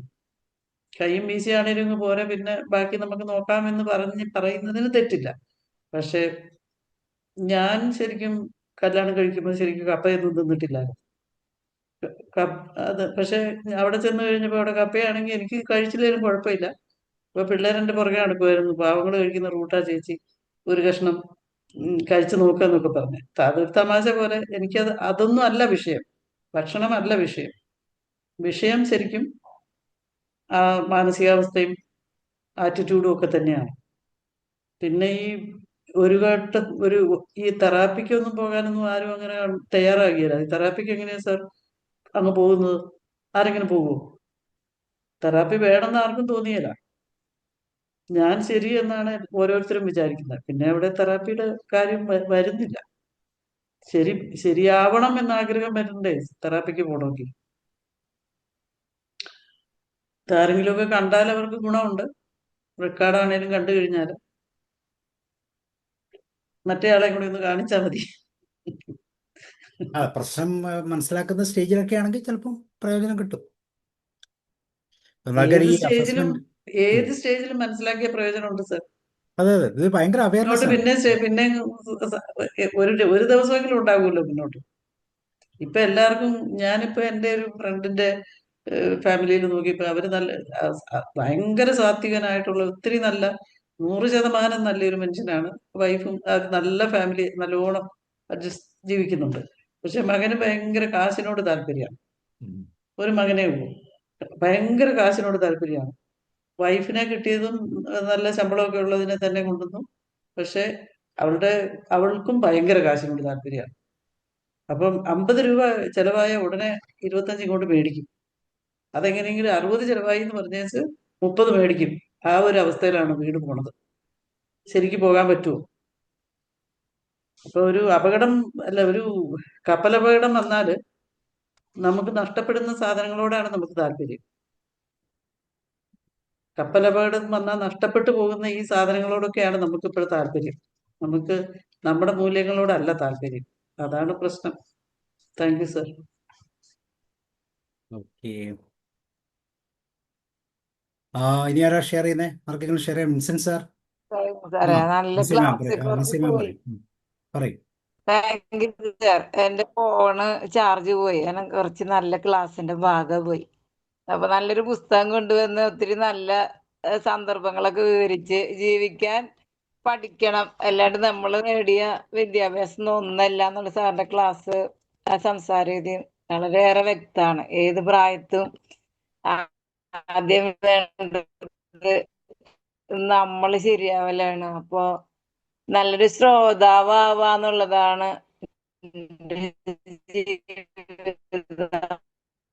എനിക്ക് കിട്ടിയൊരു പാഠപുസ്തകമായിട്ട് എനിക്ക് തോന്നാറ്. പറഞ്ഞാലും റെസ്പെക്ട് കൊടുക്കുക. അപ്പൊ നല്ലോണം അവര് താഴ്ന്ന് നമ്മളെ കേൾക്കും. അപ്പൊ തല്ലൂടാന്നിട്ടൊരു കാര്യം ഉണ്ടായിട്ടില്ല. വെറുതെ വഷളായിട്ടുള്ളൂ. നമ്മളെ ശരിയും വെച്ചിട്ട് നമ്മൾ ഇരിക്കാൻ തന്നെ ഒരു രക്ഷ ഉണ്ടായിട്ടില്ല.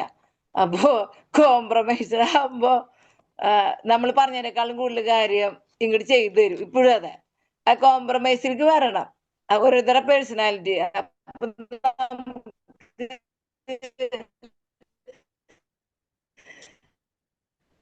അവരുടെ വീക്ക്നെസ് കണ്ടെത്തിയിട്ട്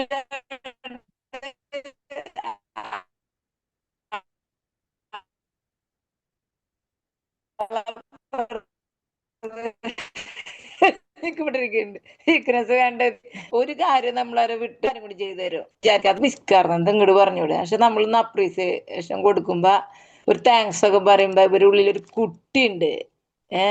ഇവരുള്ളിൽ കുട്ടിയുണ്ട്. സാറ് പറഞ്ഞ കുട്ടി നമുക്ക് ഇടയ്ക്ക് കാണി വാശിയും എന്തിന് 10 വയസ്സ് ആയിട്ട് മനുഷ്യന് വാശിയും തോന്നുമ്പോഴും ആ കുട്ടീനെ അറിയുമ്പോ ആ കുട്ടി പാവാണ്. പിന്നെ അവരെ സ്വകാര്യത ഒക്കെ ബഹുമാനിക്കാന്ന് സാറ് എപ്പോഴും പറയും. സാറ് പറഞ്ഞ റെസ്പെക്റ്റും അവരെ സ്വകാര്യത മാനിക്കലും അപ്രീസിയേഷനും ഈ കോംപ്രമൈസിങ്ങും അതുപോലെ ലിസണിങ് ഒക്കെ അതിലെ പ്രധാന പോയിന്റ് തന്നെയാണ്. മാത്രല്ല ചെറിയ ചെറിയ പണക്കൊന്നും ഇല്ലെങ്കിൽ ലൈഫ് ഒരു രസമല്ല. പക്ഷെ തല്ലുകൂടുമ്പോ നമ്മൾ ചൊറിഞ്ഞിരിക്കുമ്പോ അതിന് പറ്റിയ കാരണക്കാരും നമ്മൾ ചിന്തയിലേക്ക് കൊണ്ടുവരും. പക്ഷെ അതൊരു പാഠപുസ്തകമായിട്ട് ഉള്ള നമുക്കൊന്ന് മാറ്റി ചിന്തിക്കും. നമുക്കവിടെ തെറ്റുണ്ടായിരുന്നു നമുക്ക് മനസ്സിലാക്കാൻ പറ്റും. അതുവരെ നമ്മൾ ശരിയും നിൽക്കും. മാത്രല്ല അപ്പൊ വഴക്കുകൾ ഉണ്ടായി നന്നായി. അതുകൊണ്ട് നമുക്ക് കാര്യങ്ങളെ തുറന്നു പറയാൻ പറ്റി റൂട്ട് കണ്ടെത്താൻ പറ്റും. Root cause. അപ്പൊ നമുക്ക് റൂട്ട് കോസ് കണ്ടത് ചെറിയ ചെറിയ നിസ്സാര കാര്യവും വഷള് തോന്നും. അപ്പൊ നമുക്കത് പെട്ടെന്ന് മൂന്നാമതൊരാളറിയാണ്ട് പ്രശ്നം സോൾവ് ചെയ്യാൻ പറ്റും. അപ്പൊ സാറിന്റെ ആ നല്ല അവതരണ ശൈലിക്കും ഒക്കെ ആ പേഷ്യൻസ് ആണ് സാറിന്റെ സംസാരത്തിൽ മുഴുവൻ. അപ്പൊ പേഷ്യൻസ് ജീവിതത്തിൽ വേണം എന്നുള്ള സാറിന്റെ ക്ലാസ് എടുക്കണേന്ന് തന്നെ മനസ്സിലാവും. അപ്പൊ അനുയോജ്യമായ സമയങ്ങളിൽ സംസാരിച്ചില്ലെങ്കിൽ പണി കിട്ടും. കിടക്കാൻ നേരത്തോ വേറെ വല്ല പോണ്ടിന്റെ അടുത്തൊന്നും പറയാനും പറ്റൂല. കാര്യങ്ങൾ പറയുമ്പോ പറ്റിയ സമയത്ത് നല്ല വാശി പിടിച്ച് പറഞ്ഞാൽ നടക്കുകയും ചെയ്യില്ല. അപ്പൊ അങ്ങനെ കുറച്ച് കാര്യങ്ങളൊക്കെ പിന്നെ സാറിന്റെ ക്ലാസ്സും ആ പുസ്തകമൊക്കെ പഠിച്ചു കഴിഞ്ഞാൽ ഇനിയും കുറെ നമ്മളൊക്കെ നന്നാവേണ്ടെന്ന് തോന്നുന്നു. Thank you sir. നല്ലൊരു ക്ലാസ്, നല്ലൊരു സദ്യക്ക് ജ്ഞാനത്തിന്റെ. ഓക്കെ. വിൻസെന്റ് സാർ ഉണ്ടോ? ഉണ്ട് സാറേ, പറയൂ പറഞ്ഞോട്ടെ. പറയൂ. ജോർജ് സാറേ, ഞാൻ പറഞ്ഞിട്ട് സാറ് പറഞ്ഞാൽ മതി. സാറേ, ഇടയ്ക്ക് ഇങ്ങനെ കറണ്ട് പോയത് കാരണം എനിക്ക് ഇടയ്ക്ക് മിസ്സായി പോയി. തുടക്കത്തിൽ കുറച്ച് ലേറ്റ് ആയിട്ടാണ് ഞാൻ ജോയിൻ ചെയ്തത്. പക്ഷേ ഈ വിഷയം എന്ന് പറയുമ്പോൾ ഓമന ടീച്ചർ പറഞ്ഞു ഇന്നത്തെ സമകാലിക അതിന് യോജിച്ച വിഷയമാണെന്ന് പറഞ്ഞു. ഞാൻ പറയണത് ഏത് കാലഘട്ടത്തിലും അനുയോജ്യമായ ഒരു ടോപ്പിക്കാണത്. കാരണം ഈ കപ്പിൾ തെറാപ്പി എന്ന് പറയുമ്പോൾ നമുക്ക് എല്ലാവർക്കും ഏത് കാലഘട്ടത്തിലായാലും ശരി അതുണ്ടെങ്കിലേ ഒരു ജീവിതം മുന്നോട്ട് പോകാൻ പറ്റുള്ളൂ. ഞാനിപ്പോൾ സാറ് ഇടയ്ക്ക് പറഞ്ഞു പണ്ടൊക്കെ നമ്മൾ ഈ എടി എന്നുള്ള വാക്ക് ചില വീടുകളിൽ എന്നെ ഇതുവരെ ആരും എടി എന്ന് വിളിച്ചിട്ടില്ല എന്നൊക്കെ. എനിക്ക് എൻ്റെ സ്വന്തം പാരൻസ് ഞാൻ പറയണം, എൻ്റെ ഫാദറും മദറും തമ്മിൽ 11 വയസ്സിന് വ്യത്യാസമുണ്ട്. പക്ഷെ എൻ്റെ ഫാദർ ഒരിക്കലും എൻ്റെ അമ്മച്ചീനെ എടി എന്ന് വിളിച്ചിട്ടില്ല. അത് എനിക്ക് പലപ്പോഴും ഞാൻ വിളിക്കുന്നുണ്ട്. ഞാനും എൻ്റെ വൈഫായിട്ട് 2 വയസ്സിന് വ്യത്യാസമേ ഉള്ളൂ. പക്ഷെ ഐ കോൾ ഹെർ എടി എന്നൊക്കെ വിളിച്ചിട്ട് ഞാൻ സംസാരിക്കുള്ളൂ. പക്ഷെ ഞാൻ എൻ്റെ വീട്ടിൽ നിന്ന് ഞാൻ പഠിച്ചിട്ടില്ല എൻ്റെ അപ്പച്ചൻ അമ്മച്ചീനെ 11 വയസ്സ് മൂപ്പ. But he never call her എഡി എന്നുള്ളത് ഒരിക്കലും വിളിച്ചിട്ടില്ല. അമ്മച്ചി ചെറുപ്പത്തിൽ തന്നെ ഈ കൊച്ചി സൈഡത്തൊക്കെ എടോ എന്നൊക്കെയാണ് വിളിക്കണത്. ഈ തൃശ്ശൂർ സൈഡിൽ എല്ലാവരോടും എടാ എടി എന്നേ വിളിക്കുള്ളൂ. തൃശ്ശൂർ സൈഡിൽ അവരുടെ ഒരു കൾച്ചറാണ്. അപ്പം എൻ്റെ അമ്മച്ചിയുടെ അമ്മ തൃശ്ശൂർക്കാരിയാണ്. അപ്പോൾ അവർ ചിലപ്പോൾ അവിടെ തൃശ്ശൂർ അവരുടെ റിലേറ്റീവ്സിന് വീട്ടിൽ പോകുമ്പോൾ എൻ്റെ അമ്മച്ചി എന്ന് ചെറുപ്പമായിരുന്നു. അപ്പോൾ അവിടെ എടിയെ എന്നിട്ട് വിളിക്കുമ്പോൾ ഈ അവരെന്തിനാ എന്നെ എടിയെന്ന് വിളിക്കണമെന്നൊക്കെ പണ്ട് പറയാറുണ്ടെന്ന് പറഞ്ഞിട്ടുണ്ട്. പക്ഷേ ഐ നെവർ ഹേർഡ് ദാറ്റ് എൻ്റെ അപ്പച്ചനും അമ്മച്ചീനെ വിളിക്കണത്. അപ്പം അതൊരു എക്സാമ്പിൾ ഞാൻ പറയാണ്. പക്ഷെ ഞാനത് അഡോപ്റ്റ് ചെയ്തിട്ടില്ല. എനിക്കതിൽ ഞാൻ എടിയെന്ന് വിളിക്കാറുണ്ട്, സമ്മതിച്ചു. അത് ഞാൻ പണ്ടൊരു കഥ കേട്ടിട്ടുണ്ട് സാറേ, ഇത് നിങ്ങൾ കേട്ട് കാണും. ഒരു അച്ഛൻ പറഞ്ഞതാണ്, ഒരു പള്ളിയിൽ കല്യാണം നടക്കുകയാണ്. ആ സമയത്ത് അച്ഛൻ അന്നത്തെ കാലത്താട്ടോ ഞാൻ പറഞ്ഞ ഒരു 10-40 കൊല്ലം മുമ്പത്തെ കാര്യമാണ്. ആ അച്ഛൻ ആ സമയത്ത് ഈ കപ്പിൾസിനെ ആശീർവദിച്ചിട്ടുള്ള ആ പ്രസംഗം ഉണ്ടല്ലോ, നമ്മുടെ കല്യാണം കഴിഞ്ഞതിന് ശേഷമുള്ള ആ പ്രസംഗത്തിൽ അച്ഛൻ പറഞ്ഞു, മക്കളെ നിങ്ങൾ തമ്മിൽ ഒരു ധാരണ വേണം, ഒരിക്കലും കലഹം കൂടരുത്. ഈ കല്യാണം കഴിഞ്ഞ തുടക്കത്തിൽ ഭാര്യ എന്ത് പറഞ്ഞാലും ഹസ്ബൻഡ് കേൾക്കും. ഭാര്യ പറയണം ഇന്ന് നമുക്ക് സിനിമയ്ക്ക് പോവാം, സിനിമയ്ക്ക് പോകാമല്ലോ, എനിക്ക് ആ സാരി മേടിക്കണമല്ലോ, സാരി മേടിക്കാമല്ലോ. എന്ത് പറഞ്ഞാലും ഭാര്യ എന്ത് പറഞ്ഞാലും ഹസ്ബൻഡ് കേൾക്കും. ഒരിക്കലും അതിന് വിരോധം പറയില്ല. കുറച്ച് നാൾ കഴിയുമ്പോൾ ആ പുതുമോടിയൊക്കെ കഴിയുമ്പോൾ ഫൈനാൻഷ്യൽ പൊസിഷനൊക്കെ നോക്കിക്കഴിഞ്ഞിട്ട് പിന്നെ ഏതാണ്ടൊക്കെ കുറച്ചൊന്ന് മാറും. പിന്നെ പറയണ സമയത്ത് ഹസ്ബൻഡ് ഭാര്യയും കൂടെ ഇന്ന് പോണോ എന്നൊക്കെ പറഞ്ഞാൽ അങ്ങനെ മാറും. അവസാനം ഇവർ തമ്മിൽ പറയണത് നാട്ടുകാർ കേൾക്കുന്നതാണ് പറഞ്ഞത്. പണ്ട് ഭാര്യ പറഞ്ഞത് ഭർത്താവ് കേൾക്കും, പിന്നെ ഭർത്താവ് പറഞ്ഞത് ഭാര്യ കേൾക്കും, പിന്നെ ഇവർ രണ്ടുപേരും കൂടെ സംസാരിക്കുന്നത് നാട്ടുകാർ കേൾക്കും. എന്ന് വെച്ചാൽ വഴക്ക് കൂടും. അങ്ങനെ അന്ന് അച്ഛൻ പറഞ്ഞത് എനിക്ക് ഓർമ്മയുണ്ട്. അത് സംഭവമാണ്. എപ്പോഴും തുടക്കത്തിൽ നമ്മൾ ഭാര്യ പറയണതൊക്കെ ഭർത്താവ് കേട്ടുകൊണ്ടിരിക്കും. എന്ത് പറഞ്ഞ് സമ്മതിച്ചു. പിന്നെ പറയും വേണ്ട ഇന്ന് നീ സിനിമയ്ക്ക് പോകണ്ട, ഈ സാരി വേണ്ട, ഭർത്താവ് പറഞ്ഞത് ഭാര്യ കേൾക്കും. അവസാനം വഴക്കാവും. വഴക്കാവുന്ന സമയത്ത് ഇവർ തമ്മിലുള്ള ആ വഴക്കിൻ്റെ സ്വരം നാട്ടുകാർ മുഴുവൻ കേൾക്കും. അങ്ങനൊരു ഞാൻ ചുരുക്കത്തിൽ അങ്ങനെ കേട്ടിട്ടുണ്ട് അങ്ങനെ പണ്ട്. പക്ഷെ ഇപ്പൊ വേണ്ടത് സാറേ അഡ്ജസ്റ്റ്മെന്റ് അല്ല. ഇന്നത്തെ കാലത്ത് സാറ് പറഞ്ഞത് ശരിയാണ്. പണ്ടത്തെ സമയത്ത് നമ്മുടെ എപ്പോഴും ഹസ്ബൻഡ്സിനായിരുന്നു മുൻതൂക്കം, പുരുഷ മേധാവിത്വമായിരുന്നു പണ്ട്. ആ സമയത്ത് ഭാര്യമാർക്ക് എന്തൊക്കെ വിഷമങ്ങൾ ഉണ്ടെങ്കിലും അവർ സഹിച്ച് ആ കുടുംബജീവിതം മുന്നോട്ട് പോകാനായിട്ട് അവർ സഹിക്കുമായിരുന്നു പണ്ട്. ഇപ്പോഴത്തെ തലമുറ എന്ന് പറയുമ്പോൾ ഇന്നത്തെ ഈ ന്യൂ ജെൻ തലമുറ ഇവർക്ക് അങ്ങനെയല്ല. ഇവർ തമ്മിൽ അവരൊരു അണ്ടർസ്റ്റാൻഡിങ് എന്ന് പറയുമ്പോൾ, അഡ്ജസ്റ്റ്മെന്റ് എന്ന് പറയുന്ന സമയത്തും you should understand the other people's feelings. ഞാൻ പറഞ്ഞ അതാണ്. അല്ലാണ്ട് അഡ്ജസ്റ്റ്മെന്റ് അല്ല, അണ്ടർസ്റ്റാൻഡിങ് ഈച്ച് അതറാണ് മെയിനായിട്ട് വേണ്ടത്. എന്നാൽ മാത്രമേ നമുക്ക് ജീവിതം മുന്നോട്ട് കൊണ്ടുപോകാൻ പറ്റുള്ളൂ. ഇന്നത്തെ കാലത്ത് പ്രധാനമായിട്ടും ഇപ്പോൾ പേരെ വിളിക്കണേ, എടാ ഹസ്ബൻഡിനെ വിളിക്കും, എടാ ഇങ്ങോട്ട് വാ. ഞാൻ കേട്ടിട്ടുണ്ട്, എൻ്റെ ഫാമിലിയിൽ ഞാൻ കേട്ടിട്ടുണ്ട്. എൻ്റെ ഒരു ബ്രദറിന്റെ മോനും ഇവനെങ്ങനെ സഹിക്കുമെന്ന് വിചാരിക്കല്ലേ, ഇവനെങ്ങനെ സഹിക്കുമെന്ന് നമുക്ക് തോന്നിപ്പോകും. അവര് അങ്ങനെയാണ്, അവർ തമ്മിൽ വിളിക്കുന്നത് എടാ പോടാ എടി എന്നൊക്കെ വിളിക്കണം. തമ്മിൽ ഹസ്ബൻഡും വൈഫും തമ്മിൽ നമുക്ക് അഡ്ജസ്റ്റ് ചെയ്യാൻ അല്ലെങ്കിൽ അബ്സോർബ് ചെയ്യാൻ വിഷമമുണ്ട്. ബട്ട് ഇറ്റ് ഹാപ്പൻസ്, അതാണ്. പക്ഷെ അവർ അണ്ടർസ്റ്റാൻഡിങ് വേണം. ഒരു ഹസ്ബൻഡിന്റെ ഭാര്യയാണ്, എൻ്റെ ഹസ്ബൻഡാണ്, അവർക്ക് എന്താണ് ഇഷ്ടം, അവർക്ക് എന്താണ് അനിഷ്ടം എന്നുള്ള കാര്യം അത് മനസ്സിലാക്കി സാറ് പറഞ്ഞ പോലെ സ്പേസ് കൊടുക്കുകയാണെങ്കിൽ, തമ്മിൽ ഒരു സ്പേസ് കൊടുക്കുകയാണെങ്കിൽ then they can move smoothly അങ്ങോട്ട് കൊണ്ടുപോകാൻ പറ്റും. പക്ഷെ ഒരിക്കലും ഉള്ളിൽ ഒരു ആളെ ഇപ്പോഴത്തെ കാലത്ത് ഞാൻ പറയണത് ഒരു ബോയോ ഒരു ഗേളോ ആണെങ്കിൽ തന്നെ അവർ തമ്മിൽ പരസ്പരം മനസ്സിലാക്കണില്ല.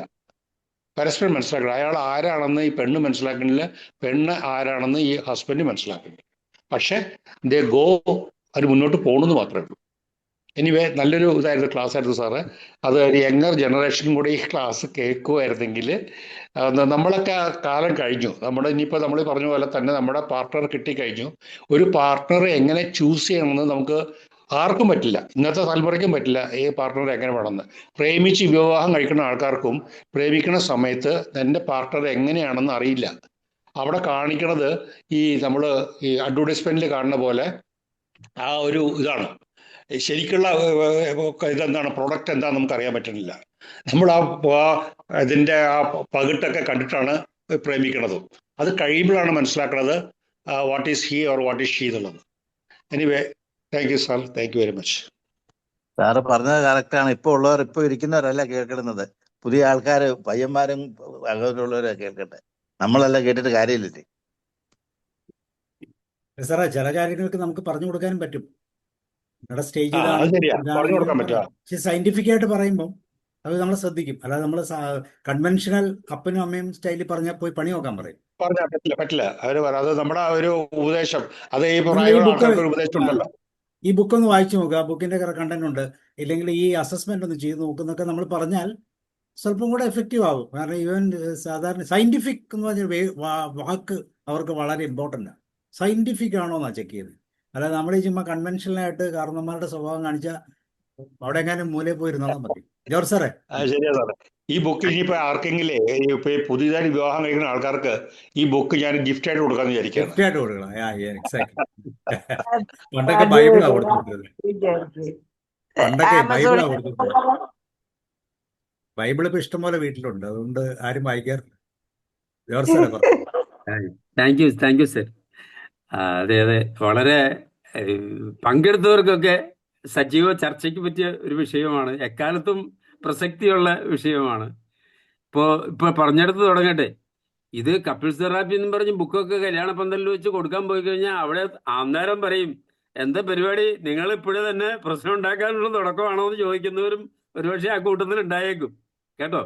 അപ്പൊ അതുകൊണ്ട് അതൊക്കെ സൂക്ഷിച്ച് കൊടുത്താൽ മതി സാറേ, അവസരം പോലെ കൊടുത്താൽ മതി, അവിടെ കൊടുക്കണ്ട. അത് ശരി. ആ, പിന്നെ ഈ പുഴയുടെ തുടക്കത്തിൽ ഉണ്ടാകുന്നത് പോലെയല്ല, കുറച്ച് ഒഴുകി കഴിയുമ്പോൾ കല്ലുകളൊക്കെ കുറച്ചുകൂടെ ഉരസി നല്ല സ്മൂത്ത് ആവും. തുടക്ക ഭാഗത്ത് അത്രയും സ്മൂത്ത്നെസ് കാണണമെന്നില്ല എന്നതുപോലെ ഇത് കുറെ കഴിയുമ്പോഴാണ് അവിടെ ചാപ്റ്റർ 10 പറയുന്നുണ്ടല്ലോ, അഡ്ജസ്റ്റ്മെന്റിന് ഉള്ള സമയം അതാണ്. അതിന് പറയും നമ്മുടെ തലയണ മന്ത്രം, ദമ്പതികൾ തമ്മിൽ പറയേണ്ട തലയണ മന്ത്രം എന്ന് പറയുന്നത് ഏത് കാലത്തും പറ്റുന്ന തലയണ മന്ത്രമായി പറയുന്നത്, നിങ്ങൾ ആയിരിക്കുന്ന അവസ്ഥയിൽ ഞാൻ നിങ്ങളെ ഉൾക്കൊള്ളുന്നു എന്ന് നാട്യം പാട ആത്മാർത്ഥമായിട്ടൊന്ന് പറയുകയാണെങ്കിൽ അതിനേക്കാൾ വലിയ വേറൊരു തലയണ മന്ത്രം ഇല്ലെന്ന് പറയാം. നിങ്ങൾ ആയിരിക്കുന്ന അവസ്ഥയിൽ ഞാൻ നിങ്ങളെ ഉൾക്കൊള്ളുന്നു, ഒരു കണ്ടീഷനും ഇല്ല, അൺകണ്ടീഷണൽ അപ്രൂവലാണ്. അതാണ് ഏറ്റവും നല്ല സൂത്രവാക്യം എന്ന് ഞാൻ കേട്ടിട്ടുണ്ട്. പിന്നെ ഈ പ്രീമാരിറ്റൽ കൗൺസിലിംഗ് എന്നതുപോലെ തന്നെ എക്കാലത്തും പ്രസക്തമാണ് പോസ്റ്റ് മാരിറ്റൽ കൗൺസിലിംഗ്, ആവശ്യമാണ്. കൂടുതൽ പ്രസക്തി ഉണ്ട് ഇന്നത്തെ കാലത്ത്, അതിന് കൂടുതലുണ്ട്. പണ്ട് ഈ പറഞ്ഞ പോലെ പുരുഷ മേധാവിത്വം ഉണ്ടായിരുന്ന, അല്ലെങ്കിൽ സമൂഹത്തിൽ ഇങ്ങനെ ആയിരുന്നു എന്ന് പറയാൻ ആ കൺസെപ്റ്റ് ഒക്കെ തിരുത്തപ്പെട്ടല്ലോ, ഒത്തിരി മാറി. അപ്പോൾ ഈ മാറിയ മാറ്റം സ്വീകാര്യത അല്ലെങ്കിൽ ആ കാലത്തിനൊത്ത് മാറാൻ നമുക്ക് പലപ്പോഴും കഴിയാറില്ല. അല്ലെങ്കിൽ ആർക്കെങ്കിലും ഇത്രയും പ്രായമായിട്ട് പോലും, അല്ലെങ്കിൽ ഇതിനേക്കാൾ കൂടുതൽ പ്രായമായവരും ദമ്പതികൾ ചിലപ്പോൾ പറയില്ലേ, എന്നാലും എൻ്റെ മനുഷ്യ നിങ്ങൾ ഇങ്ങനെയുള്ളവനാന്ന് ഞാൻ ഇതുവരെ കരുതിയില്ലല്ലോ. അത് എന്താ ഇത്, എത്ര കാലം കഴിഞ്ഞാലും ഇത് മനസ്സിലാക്കാൻ പറ്റില്ല എന്നുള്ളത് സത്യമാണ്. അത് സൃഷ്ടിയുടെ പ്രത്യേകതയാണ്. അതിസങ്കീർണ സൃഷ്ടിയല്ലേ, അതിശയവും ഭയങ്കരകരവുമായ സൃഷ്ടിയാണ് മനുഷ്യൻ. അപ്പൊ അതുകൊണ്ട് ഇങ്ങനെ തന്നെ. പിന്നെ പറയും, മാതാപിതാക്കൾക്ക് മക്കൾക്ക് വേണ്ടി ചെയ്യാൻ കഴിയുന്ന ഏറ്റവും വലിയ കാര്യം എന്ന് പറയുന്നത്, കുടുംബജീവിതം നല്ലതാണ് മക്കളെ, അതിങ്ങനെ ആയിരിക്കണം, ഏറ്റവും സ്മൂത്തായിട്ട് അഭിനയിച്ച് കാണിക്കണം. അഭിനയിച്ചല്ല, യാഥാർത്ഥ്യ മക്കൾക്ക് എന്നും അനുഭവപ്പെടണം. സ്നേഹത്തോടെ കഴിയുന്ന അച്ഛനും അമ്മയും കുടുംബജീവിതം അവരും കൊതിക്കും. അതാണ് ചെയ്യാൻ കഴിയുന്ന ഒരു കാര്യം എന്നൊക്കെ ഞാൻ കരുതുന്നു. എന്തായാലും സാറേ, നല്ല ക്ലാസ് ആയിരുന്നു. സാറിന്റെ അവതരണം തന്നെ ഒരു 2-3 ക്ലാസ്സിനെങ്കിലും ഉള്ളത് ഉണ്ടായിരുന്നു. സാറത് ശ്വാസം വിടാതെ പിടിച്ച് ഓടിച്ചു കൊണ്ടുവന്നു. അത് ഓക്കെ സാർ. ബുക്കല്ലേ സാറേ, ബുക്ക് പകുതിയാക്കി ആക്കാൻ പറ്റും. അതെ. അതായത് താങ്ക് യു നമ്മളെ സോ മച്ച് സാർ. കൺഗ്രാചുലേഷൻ. സാറിന്റെ സെലക്ഷൻ, ആ സബ്ജക്റ്റിന്റെ സെലക്ഷനും പ്രസന്റേഷനും ഗംഭീരം. Thank you. നമ്മളെ ഈ വിവാഹത്തിന് മുമ്പ് പൊരുത്തം നോക്കും, ജാതകം നോക്കും ഒക്കെ ചെയ്യാറുണ്ടല്ലോ. പ്രീമാരിറ്റൽ കൗൺസിലിംഗ് എന്നൊക്കെ പറഞ്ഞ ചുമ്മാ ഒരു പ്രഹസനമായപ്പം. ശരിക്കും ഇത് കഴിയുമ്പോഴാണ്, വിവാഹം കഴിയുമ്പോഴാണ് ശരിക്കും ആളാരാന്ന് മനസ്സിലാക്കാൻ തുടങ്ങുന്നത്. അപ്പൊ നമ്മൾ പറഞ്ഞില്ലേ, 5 വർഷം 6 വർഷമൊക്കെ പ്രേമിച്ച് നടന്നവർക്ക് പോലും വിവാഹം കഴിയുമ്പോഴത്തേക്കും ഭ്രാന്താവും. കാരണം റിയാലിറ്റിയിലേക്ക് വരുമ്പോഴത്തേക്കും സ്റ്റൈല് മാറും. അപ്പൊ ശരിക്കും അതിനുശേഷം തന്നെയാണ് ഇത് ചെയ്യേണ്ടത്. പ്രീമാരിറ്റൽ ഒരു ഓർഗനൈസേഷണൽ പാർട്ടെന്ന് മാത്രമേ അവരെ പരസ്പരം സംസാരിക്കാനോ, പിന്നെ എന്തൊക്കെയോ ഇങ്ങനെ നമ്മൾ ഈ പറഞ്ഞ പോലെ പഴയ കാര്യങ്ങളൊക്കെ കുറെ അടിച്ചങ്ങ് വിടും, ഒരു ആചാരം പോലെ. അപ്പൊ നമ്മൾ പറയും ലവ് ലാംഗ്വേജസ് എന്ന് പറഞ്ഞ ഒരു ലവ് ലാംഗ്വേജസ് എന്ന് പറഞ്ഞൊരു 5 കോൺസെപ്റ്റുകളുണ്ട്. ഈ ലവ് ലാംഗ്വേജസ് കൃത്യമായിട്ട് എന്ന് വെച്ചാൽ പാർട്ട്ണറുടെ ലവ് ലാംഗ്വേജ് എന്താണെന്ന് അറിഞ്ഞാൽ മാത്രമേ അയാളെ കോപ്പി ചെയ്യാൻ പറ്റുള്ളൂ. അപ്പൊ അവരെന്താണോ മനസ്സിലാഗ്രഹിക്കുന്നത്, അവരെങ്ങനെയാണോ പെർസീവ് ചെയ്യുന്നത് നമുക്ക് അത് മനസ്സിലാക്കണമെങ്കിൽ നമ്മളുടെ എന്നാന്ന് ആദ്യം അറിഞ്ഞിരിക്കണം. ഞാൻ എന്ത് കാര്യത്തിലാണ് കൂടുതൽ സാറ്റിസ്ഫൈഡ് ആകുന്നത്? ഒരു ഗിഫ്റ്റ് തരുന്നതിലാണോ, ഒരു പ്രസന്റ് തരുന്നതിലാണോ, അതോ എന്നെ അപ്രീഷിയേറ്റ് ചെയ്യുന്നതിലാണോ, ഏതിലാണ് ഞാൻ വീഴുന്നതെന്ന് ഞാൻ ആദ്യം മനസ്സിലാക്കണം.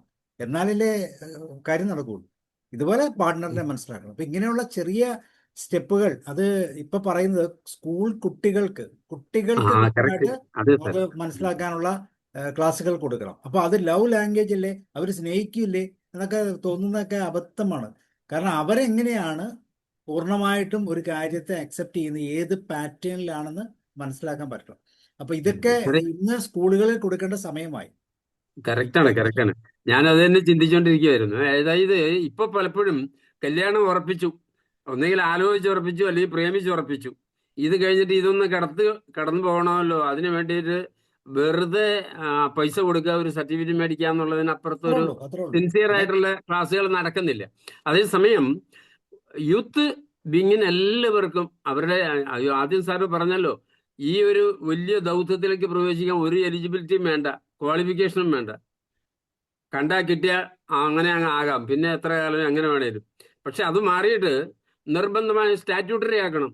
ഗവൺമെന്റ് നിങ്ങൾ നിർബന്ധമായ 6 മാസമോ 1 വർഷത്തെയോ പാർട്ണർ സ്റ്റഡി ഉണ്ടാകണം. അതായത് എങ്ങനെ എൻ്റെ ചോയ്സ്, ഞാനൊരു കരിയർ ഗൈഡൻസ് ക്ലാസ് കുട്ടികൾക്ക് എങ്ങനെ കൊടുക്കണമെന്ന് പറയുന്ന പോലെ തന്നെ ഫാമിലി ലൈഫ് എങ്ങനെ ലീഡ് ചെയ്യാം, നിങ്ങളുടെ പാർട്ണർ എങ്ങനെ ആയിരിക്കണം എന്നുള്ളതിനെ കുറിച്ച് ഓരോരുത്തരും നമ്മള് പറയുമല്ലോ, ഓരോരുത്തരും എങ്ങനെ കൈനസ്റ്റി ആണോ അല്ലെങ്കിൽ ഓഡിറ്റർ ആണോ വിഷ്വൽ ആണോ എന്നൊക്കെ പറയുന്ന പോലെ നിങ്ങളുടെ താല്പര്യം എന്താ, അഭിരുചിക്ക് അനുസരിച്ച് പങ്കാളിയെ കണ്ടെത്താനുള്ള പ്രാപ്തി കുട്ടികൾക്ക് കൊടുക്കും, പക്ഷെ സാറേ ചെറുപ്പക്കാർക്ക് ഒരു കാര്യമുണ്ട് ജോർജ് സാറേ, നമ്മൾ ഈ കൊടുക്കും. സിലബസിൽ പഠിക്കണതല്ല ക്വസ്റ്റ്യൻ ആയിട്ട് വരണത്, അതാണ് കുഴപ്പം.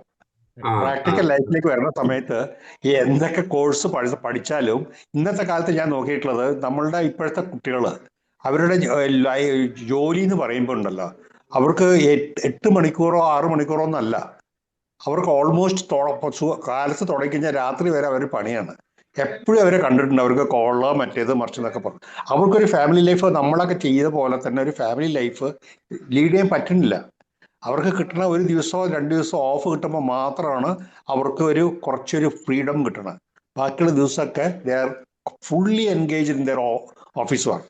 അവിടെ ഒരു കൊച്ചു വർത്താനം പറയാനോ ഇരുന്ന് ഒന്ന് സല്ലപിക്കാനോ ഈ പറഞ്ഞ പോലെ ലവ് ലാംഗ്വേജ് ഒന്നിനുള്ള സമയമില്ല. They are BC through out there day. അത് കഴിയുമ്പോൾ പിന്നെ എന്താണ്, പിന്നെ ഒരു ദിവസം പിന്നെ കൊച്ചുങ്ങളൊക്കെ ആവുന്ന സമയത്ത് പിന്നെ പിള്ളേരുടെ കാര്യമായി. ആ സമയത്ത് ഈ പറഞ്ഞ പോലെ ഒന്നുമില്ല. അപ്പോൾ കലഹവും ഉണ്ടാവാൻ വഴിയില്ല, കാരണം അതിനുള്ള സമയമില്ല. അതാണ്. അപ്പൊ സാറ് പറഞ്ഞ പോലെ ഈ എന്താണ് ഇപ്പൊ പുതിയത്, ഇപ്പൊ ലീവ് എന്താണ്, ലീവിൻ ടുഗദറോ അങ്ങനെ എന്തോ ഒരു ഇതുണ്ട്. അതാണ് സാറ് പറഞ്ഞ പോലെ ഇപ്പൊ ഒരു കൊല്ലത്തെ സ്റ്റാറ്റ്യൂട്ടറി ആയിട്ടുള്ളതെന്നൊക്കെ പറയുന്ന പോലെ തന്നെ ഇവരിപ്പോ അത് അങ്ങനെയാണ് ജീവിക്കണത്. അത് നോ കമ്മിറ്റ്മെന്റ്, നത്തിങ്. അവരുടെ ചില പേഴ്സണൽ ഇൻട്രസ്റ്റ് അത് ഫുൾഫിൽ ചെയ്യണു, ദാറ്റ്സ് ഓൾ. അതർവൈസ് ഒന്നുമില്ല. ലിവിംഗ് പോകണമെങ്കിലേ ഇച്ചിരൂടെ ധൈര്യമൊക്കെ വേണം. അപ്പൊ നമ്മുടെ ഇപ്പോഴത്തെ കോൺസെപ്റ്റ് എന്ന് വെച്ചാൽ ഒരു 2 മാസം ഞങ്ങൾ സംസാരിക്കട്ടെ, ശരിയാവും നോക്കട്ടെ എന്ന് പറയും. അപ്പൊ ഈ 2 മാസം സംസാരിക്കുമ്പോൾ ഏതെങ്കിലും ഒരു സമയത്ത് എന്തെങ്കിലുമൊക്കെ പൊട്ടിത്തെറി. എനിക്കറിയാം. കല്യാണത്തിന് മുമ്പ് സംസാരിച്ചു കഴിഞ്ഞാൽ ഉടനെ നോക്കുമ്പോൾ അതിൽ എന്തെങ്കിലും ഒരു പ്രശ്നം ഉണ്ടാവും. എനിക്കറിയാം, എനിക്ക് എന്റെ പേഴ്സണൽ ലൈഫിൽ ഞാൻ പറയുന്നത് എനിക്കറിയാം. തിയറിയും പ്രാക്ടിക്കലും തമ്മിൽ പൊരുത്തപ്പെടില്ല എന്ന് പറഞ്ഞത് ശരിയാണ്. പക്ഷേ അങ്ങനെയും കൂടെ സാധ്യത ഉണ്ട്. ദാറ്റ് മീൻസ് ഈ ഡ്രൈവിംഗ് പഠിക്കുമ്പോൾ എക്സ്പെക്ട് ഓൾവേസ് അൺഎക്സ്പെക്ടഡ്. നമ്മൾ ആഗ്രഹിക്കുന്ന അല്ല സംഭവിക്കുന്നത്, മറിച്ച് ആകാൻ സാധ്യത ഉണ്ടെന്നുള്ള കരുതലോട് കൂടി പോകുമ്പോൾ തീക്കെട്ട നമ്മൾ കൈകൊണ്ട് നമ്മളെടുത്താൽ പൊള്ളും. പക്ഷെ അമ്മ എടുത്ത് പലപ്പോഴും അടുപ്പിലേക്ക് ഇടുന്നത് കണ്ടിട്ടുണ്ട് ഞാൻ. അമ്മയുടെ കൈ പൊള്ളാറില്ല. അതെങ്ങനെ എടുത്ത് കൈകാര്യം ചെയ്യണമെന്ന് അമ്മയ്ക്ക് അറിയാം, നമുക്കറിയാൻ മേലാത്തതുകൊണ്ട് പൊള്ളും. അതാണ് വാസ്തവം. സാറേ, എന്ത് പ്രാക്ടിക്കൽ അറിയാൻ പാടില്ലെന്നായി പറയുന്നത്? ഇവിടെയുള്ള സകല ടീനേജും കുട്ടികൾക്ക് സകല പ്രാക്ടിക്കലും അറിയാം. അത് എനിക്ക് തോന്നുന്നു ഈ വിവാഹം കഴിച്ചതിന് ശേഷം പ്രാക്ടിക്കലിൻ്റെ ഒന്നും ആവശ്യമില്ല. ഞാൻ കഴിഞ്ഞ ദിവസം ഒരു കാൽപോൾ മേടിക്കാൻ വേണ്ടി ഒരു മെഡിക്കൽ ഷോപ്പിൽ ചെന്നപ്പം ഒരു 20 വയസ്സില്ല ഒരു പയ്യൻ, ഞാൻ വിചാരിച്ചു ഇവനെ വന്ന് കയറി വന്നാണ് ഇങ്ങനെ പറഞ്ഞത്, ചേച്ചി കുറച്ച് മൂഡ്സിൻ്റെ ഇതിങ്ങ് തരും. അങ്ങനെ പുള്ളി പറഞ്ഞ എന്നാന്ന് വെച്ചാൽ അത് ഡോട്ടഡ് വേണ്ട, പ്ലെയിൻ മതി. ഒരു വലിയ പാക്കറ്റ് തന്നോളാനാ പറഞ്ഞത്. സത്യം, ഞാൻ ഞെട്ടിപ്പോയിട്ടുണ്ട്. എന്നാ പറയാനാ എന്ന് വെച്ചാൽ ഇവർക്ക് പ്രാക്ടിക്കൽ നമ്മളിവിടെ സെക്സ് എഡ്യൂക്കേഷൻ കൊടുക്കരുത്, അത് ഭയങ്കര പ്രശ്നമാവും, ആനയോ ചേനയാന്നൊക്കെ പറയും. സത്യത്തിൽ എന്താ സംഭവിക്കുന്നത്? എല്ലാ കാര്യങ്ങളും അവർക്കെല്ലാം അറിയാം. ആ ഒരു അല്ലേ? കാലഘട്ടത്തിലാണ്. അതായത് ഈ പഴയ ലൈഫ് സ്റ്റൈൽ ഇതൊക്കെ ചിന്തിച്ചു പോയാൽ ഒന്നും നടക്കത്തില്ല. അവർക്ക് അതെ. എല്ലാ കാര്യങ്ങളും ഡോക്ടർ അറിയാം. ഹാരിസ് ഒരു ഫേസ്ബുക്ക് പോസ്റ്റ് ഇട്ടിട്ടുണ്ട്. നമ്മുടെ കണ്ടായിരുന്നു, ഞാൻ കണ്ടായിരുന്നു. ഓക്കെ, സാർ, ഇനി ഈ ആരെങ്കിലും നമ്മുടെ വേറെ? ശ്രീകൃഷ്ണന്റെ കഥ മഹാഭാരതത്തിൽ പറയുമ്പോഴേ അത് 5 6 എന്താണ് 8ാമത്തെ 9ാമത്തെ കുഞ്ഞായിട്ടാണ് ശ്രീകൃഷ്ണൻ ഇരിക്കണത്. എന്നുവെച്ചാൽ അവര് കാരാഗ്രഹത്തിലായിരുന്നു. ആ സമയത്ത് കുഞ്ഞുങ്ങൾ ജനിക്കുന്നതൊക്കെ കംസൻ കൊന്നുകളയാണ്. ആ കഥ വന്നുകൊണ്ടിരിക്കുന്ന സമയത്ത്, പണ്ട് ഞാൻ വളരെ പണ്ടത്തെ കാര്യം പറഞ്ഞു, അത് വന്നുകൊണ്ടിരിക്കുന്ന സമയത്ത് ഈ ഇതില് ദൂരദർശനില് ഈ സീരിയൽ വന്നുകൊണ്ടിരിക്കുന്ന സമയത്ത് എൻ്റെ ഒരു ഫ്രണ്ട് ഉണ്ട്, ലക്ഷ്മണൻ എന്ന് പറഞ്ഞ, അയാളുടെ മകൻ അത് കണ്ടുകൊണ്ടിരിക്കുമ്പോൾ പറയണേ, അപ്പൊ ഇവരെന്തിനാ പിന്നെ ഒന്നിച്ചൊരു കാരാഗ്രഹത്തിൽ ഇട്ട്, അവൻ്റെ ചോദ്യം, കൊച്ചിന്റെ ചോദ്യം, കുഞ്ഞുങ്ങൾ ഉണ്ടാവുമ്പോൾ കൊന്നു കളയണോ, പിന്നെ അവര് എന്തിനാണ് ഒരുമിച്ച് ഒരു കാരാഗ്രഹത്തിൽ ഇട്ടത്? ആ കൊച്ചു ചോദിച്ചാണ്. സോ അതാ പറഞ്ഞത്, അവർക്ക് ഇപ്പോഴത്തെ പിള്ളേർക്ക് അറിയാത്ത കാര്യമൊന്നുമില്ല, എല്ലാം അറിയാം. നമ്മൾ വിചാരിക്കുന്നത് നമ്മൾക്ക് ഇതൊന്നും അറിയില്ല, പിള്ളേർക്ക് അറിയില്ല, പിള്ളേരെ മുമ്പിൽ സംസാരിക്കാൻ പറ്റില്ല എന്നൊക്കെ പറയുമ്പോ എന്നോ വരുത്തി. സാറേ, ഈ പിന്നെ ഈ ജോസ് ജോർജ് സാർ സാറ് പറഞ്ഞ ഒരു കാര്യത്തോട് ഞാനൊന്ന് ഒരു വേരുടെ കൂട്ടിച്ചേർത്തോണ്ടായിരുന്നു. സാറ് പറഞ്ഞു ഇതെല്ലാം സ്റ്റാറ്റ്യൂട്ടറി ആയിട്ട് കമ്പൽസറി ആക്കണമെന്ന് പറഞ്ഞു. ഇന്ന് ഈ ഇപ്പൊ പ്രീമാരിറ്റൽ കോഴ്സ് പോലും നടക്കുന്നത് താല്പര്യത്തോടെ പോകുന്ന എത്ര ഈ ചെറുപ്പക്കാരുണ്ട്, എത്ര പേരെ വീട്ടുകാർ നിർബന്ധിച്ച് വിടാറുണ്ട്. ഇവിടെ ഞാൻ ഒരു പോയിന്റ് പറയാം. ഞങ്ങളുടെ ചങ്ങനാശ്ശേരി രൂപതയിൽ വളരെ കമ്പൽസറിയാ.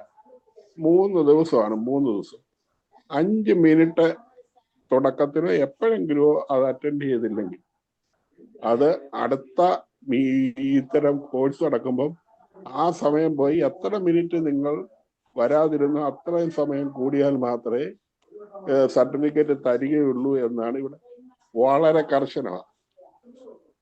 സാർ അങ്ങനെ സാർ ഡ്രൈവിംഗ് ടെസ്റ്റിന് പോലും ഇപ്പൊ ടെസ്റ്റ് എഴുതണം നമ്മള്. ഡ്രൈവിങ്ങിന് പോലും ഇപ്പൊ ജീവിതത്തിൽ മുഴുവൻ ഡ്രൈവ് ചെയ്യേണ്ട ഈ ഘട്ടം വരുമ്പം അവിടെയാണ് അതിൻ്റെ അത് വ്യത്യാസം. നമ്മളത് വളരെ നിസ്സാരമായിട്ട് എടുക്കുന്നതുകൊണ്ടാണ് ഇതൊക്കെ അല്ല, ഇങ്ങനെ. പേരൻസ് പോലും അതിൽ അത്ര താല്പര്യത്തോടെ പിള്ളേരെ പറഞ്ഞു വിട്ട് നിങ്ങൾ പോയേ പറ്റത്തുള്ളൂ എന്ന്. ഇത് ആർക്കോ വേണ്ടി ഇവര് നിർബന്ധിച്ച കാരണം ശല്യം എന്റെ ഈ 3 ദിവസം ഇതിനുള്ള ഒരുക്കത്തിന്റെ കളഞ്ഞെന്നാ പറയുന്നത്. ഓക്കെ, വേറെ ഇനി ആരെങ്കിലും പറയാനുണ്ടോ? എന്തെങ്കിലും സുധോൻ ഡോക്ടർ എന്തെങ്കിലും കമന്റ് പറയുമോ? മിക്കവാറും നമ്മളെ ശരിയാക്കുമായിരിക്കും, നോക്കാം. കമന്റ് ഒന്നുമില്ല സാർ, നമ്മളൊക്കെ അന്തം വിട്ടതൊക്കെ കേട്ടിരിക്കുകയാണ്. കാരണം ഈ നമ്മള് കാലഘട്ടമൊക്കെ പോയി, നമ്മളൊക്കെ ഔട്ട്ഡേറ്റഡ് ആയി പോയി. ഇപ്പൊ ഈ കല്യാണം കഴിച്ചാൽ സ്വാതന്ത്ര്യം പോയി, ഗർഭിണിയായാൽ ഛർദിക്കണം, പ്രസവിക്കണം, അതുകൊണ്ട് അത് വേണ്ട. പിന്നെ മക്കളെ വളർത്തേണ്ടതും ഒക്കെ വലിയ ബുദ്ധിമുട്ടാണ്. കുട്ടിയുടെ മലമൂത്ര വിസർജനം ഒക്കെ സഹിക്കാനൊന്നും വയ്യ. പിന്നെ ശരീരത്തിന്റെ ഒക്കെ ഷേപ്പ് പോവും, അങ്ങനെയൊക്കെ ആയിപ്പോയി.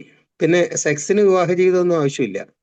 എന്തിനാ അതിനായിട്ട് ഈ ഒരുത്തനെ വെറുതെ സ്വീകരിക്കുന്നത് എന്നൊക്കെയുള്ള നമുക്കറിയാലോ. ഇപ്പൊ ആണും കല്യാണം കഴിക്കുന്നു, പെണ്ണും കല്യാണം കഴിക്കുന്നു. അങ്ങനെയൊക്കെയുള്ള ഒരു കാലഘട്ടമാണിത്. അപ്പൊ സുഖത്തിന് ആരെയും ആശ്രയിക്കേണ്ട കാര്യമില്ല. പിന്നെ വിദ്യാഭ്യാസത്തിലും ഒക്കെ ഭൗതിക നേട്ടം, മൂല്യങ്ങളൊന്നും വേണ്ട. അതിവേഗത്തിൽ ജീവിതം അങ്ങ് തീരും. പിന്നെ വെറുതെ കല്യാണം കഴിച്ചിട്ട് ഗർഭിണിയാവാനും പ്രസവിക്കാനും ഒക്കെ ആയിട്ട് 4-5 കൊല്ലം വേസ്റ്റ് ആക്കേണ്ട ഒരാവശ്യമില്ല എന്നൊക്കെ. സ്വാർത്ഥത, സ്വന്തം സുഖം, തൊഴിലാണ് ഏറ്റവും പ്രധാനം എന്നാണ് ഇപ്പോഴത്തെ നമ്മുടെ ഈ എഡ്യൂക്കേഷൻ പഠിപ്പിക്കുന്നത്. തൊഴിൽ, അതാണ് ഏറ്റവും പ്രധാനം. നിങ്ങൾ അതിനു വേണ്ടിയിട്ട് ജീവിച്ച് മരിച്ച് ചത്ത് കൊള്ളൂ എന്ന് പറയുന്ന രീതിയിൽ ഉള്ള ഒന്ന്. പിന്നെ ഈ ഭയങ്കര സഹനമൊക്കെ നടത്തിയ ദമ്പതികളുടെ മക്കള് അച്ഛനമ്മയൊന്നും നോക്കാത്ത ഒരു രീതി കാണുമ്പോഴേ പിന്നെ എന്തിനാ ഇത്ര ബന്ധപ്പെട്ട് പിള്ളേരെയൊക്കെ സൃഷ്ടിക്കുന്നതെന്ന് പുതിയ തലമുറ ചിന്തിച്ചു പോയാലേ നമുക്ക് അവരെ കുറ്റം പറയാൻ പറ്റുമോ? അപ്പോൾ ഇതില് പിന്നെ ഭർത്താവിനെ ഏടാന്നല്ല, വേറെ വാക്കുകളൊക്കെ വിളിക്കുന്നതൊക്കെ ഇപ്പൊ ഒരു വലിയ കാര്യമൊന്നുമല്ല. ഇപ്പൊ എടാ എടി ഒന്നും അത്ര വലിയൊരു വിഷയമല്ല. ഇപ്പൊ അത് അങ്ങനെ മാറിപ്പോയി. പിന്നെ വിവാഹം എന്ന് പറഞ്ഞാൽ ഈ പ്രീമാരിറ്റൽ ഇതൊക്കെ ക്രിസ്ത്യൻ ദമ്പതികൾക്കൊക്കെ ഭാഗ്യം പോലെ ലഭിക്കുന്നുണ്ടെങ്കിലും മറ്റവർക്ക് അത് കിട്ടുന്നില്ല. പക്ഷെ ഇപ്പോൾ ഏറ്റവും വലിയ രണ്ടുപേരും കൂടി ഇരുന്ന് ആലോചിക്കുന്നത് വീഡിയോ ആരെ കൊണ്ടെടുപ്പിക്കണം, അത് ഈ സേവ ഡേറ്റ് എങ്ങനെ വേണം, അത് തലകുത്തി മറിയണോ അതോ തെങ്ങിന്റെ മണ്ടയ്ക്ക് കയറി താഴേക്ക് ചാടുന്ന പോലെ വേണോ, ഇതൊക്കെയാണ് വലിയ വിഷയം. ഇല്ലാത്തൊരു തലമുറ ഇങ്ങനെ വരികയാണ്. അവർക്ക് അവരുടെ സുഖം മാത്രം, അതിന് തടസ്സമാകുന്ന ഭർത്താവായാലും ആരായാലും അത് ഭാര്യയായാലും അത് അനുവദിക്കാത്ത ഒരു കാര്യം. നമ്മളൊക്കെ അന്തം വിട്ടിങ്ങനെ നിൽക്കാനേ പറ്റുള്ളൂ. പിന്നെ വല്ല ഈ നല്ല ഗുരുത്വവും ദൈവാധീനവും ഒക്കെ ഉള്ള പിള്ളേരാണെന്നുണ്ടെങ്കിൽ അടങ്ങി ഒതുങ്ങിയൊക്കെ ജീവിക്കുമെന്ന് നമുക്ക് വിചാരിച്ച് പോവാം. ഈ കൗൺസിലിംഗ് കൊണ്ടൊന്നും രക്ഷപ്പെടാൻ പോകുന്നില്ല. അവരെല്ലാം തികഞ്ഞവരും എല്ലാം അറിയുന്നവരുമാണ്. അവരുടെ യൂണിവേഴ്സിറ്റി ഇന്റർനെറ്റാണ്. അതിൽ നിന്ന് കിട്ടുന്ന സകല വിവരങ്ങൾ. ചങ്ങാതിക്ക് അറിയുന്ന കാര്യങ്ങളൊന്നും പേരൻസിന് അറിയില്ല. ഇപ്പൊ ഈവൻ സ്കൂൾ ഡേയ്സിൽ നമുക്ക് അറിയാവുന്നതാണ്. അപ്പൊ നമ്മളൊക്കെ അന്തം വിട്ട് ഭയപ്പെട്ട് ഇങ്ങനെ നിൽക്കാനേ മാത്രമേ കഴിയുള്ളൂ. ഇതെങ്ങനെ പോകും, എങ്ങനെ എൻഡ് ചെയ്യുന്നു. കാരണം ജീവിതം വളരെ ഷോർട്ടായിട്ട് മാറി. പണ്ടൊക്കെ 70 വയസ്സ് വരെ ജീവിക്കണമെങ്കിൽ ഒരുപാട് കാലം വേണമായിരുന്നു. ഇപ്പോൾ ഈ 2025 എത്ര വേഗമാണ്, കണ്ണടച്ച് തുറക്കുന്ന വിധത്തിൽ തീർന്നു. ഡിസംബർ ഒക്കെ തുടങ്ങിയതിന്റെ അടുത്ത ദിവസം അങ്ങ് തീർന്നു പോയി. ഇപ്പൊ ജനുവരി പുതുവർഷം എന്നൊക്കെ പറഞ്ഞ് ഇവിടെയൊക്കെ ഈ കേക്കൊക്കെ കിട്ടിയതും അതും ഇതുമൊക്കെ അത് തീരുന്നതിന് മുന്നേ ജനുവരി തീരാൻ പോകുന്നു. അതിവേഗത്തിൽ കാലം ചലിച്ചു പോകുമ്പോൾ ഒരാളിന്റെ വിയർപ്പും അയാളെ സഹിക്കാനും ഒന്നും ആർക്കും പറ്റാത്തൊരു കാലമാണ്. നമ്മളൊക്കെ അന്തം വിട്ടിരിക്കാൻ മാത്രമേ പറ്റുള്ളൂ. പിന്നെ ഈ പറഞ്ഞ പോലെ നമ്മുടെ കുടുംബത്തിലും കുട്ടികൾ എനിക്ക് തോന്നുന്നേ. കാരണം സാർ ആ മൈൻഡ് സെറ്റ് മാറ്റിക്കോണം. ഇങ്ങനെയൊന്നും അല്ല. കുട്ടികൾക്ക് ഇഷ്ടമുണ്ടെങ്കിൽ കല്യാണം കഴിക്കട്ടെ, ഇഷ്ടമുണ്ടെങ്കിൽ അതെ അതെ ജീവിക്കട്ടെ. നമുക്ക് എന്തെങ്കിലും സഹായം വേണമെങ്കിൽ ചോദിച്ചേക്കണം, അപ്പൊ പറയും. അതെ അതെ നമ്മുടെ അപ്പൊ പഴ അത് മനസ്സുകളൊക്കെ നമുക്ക് വേദനിക്കാനേ മാത്രമേ പറ്റുള്ളൂ ഇപ്പോഴത്തെ പോക്ക് കണ്ടിട്ട്. പിന്നെ അതിഭയങ്കരമായ ഒരു അവസ്ഥ. കുടുംബമൊക്കെ എങ്ങനെ വേണമെന്ന് ഞങ്ങൾ സങ്കല്പിച്ച് സൃഷ്ടിച്ചാലും പെണ്ണ് കെട്ടാൻ കിട്ടാത്ത ചെക്കന്മാരാണ് ഇപ്പൊ നാട്ടിൽ മുഴുവൻ.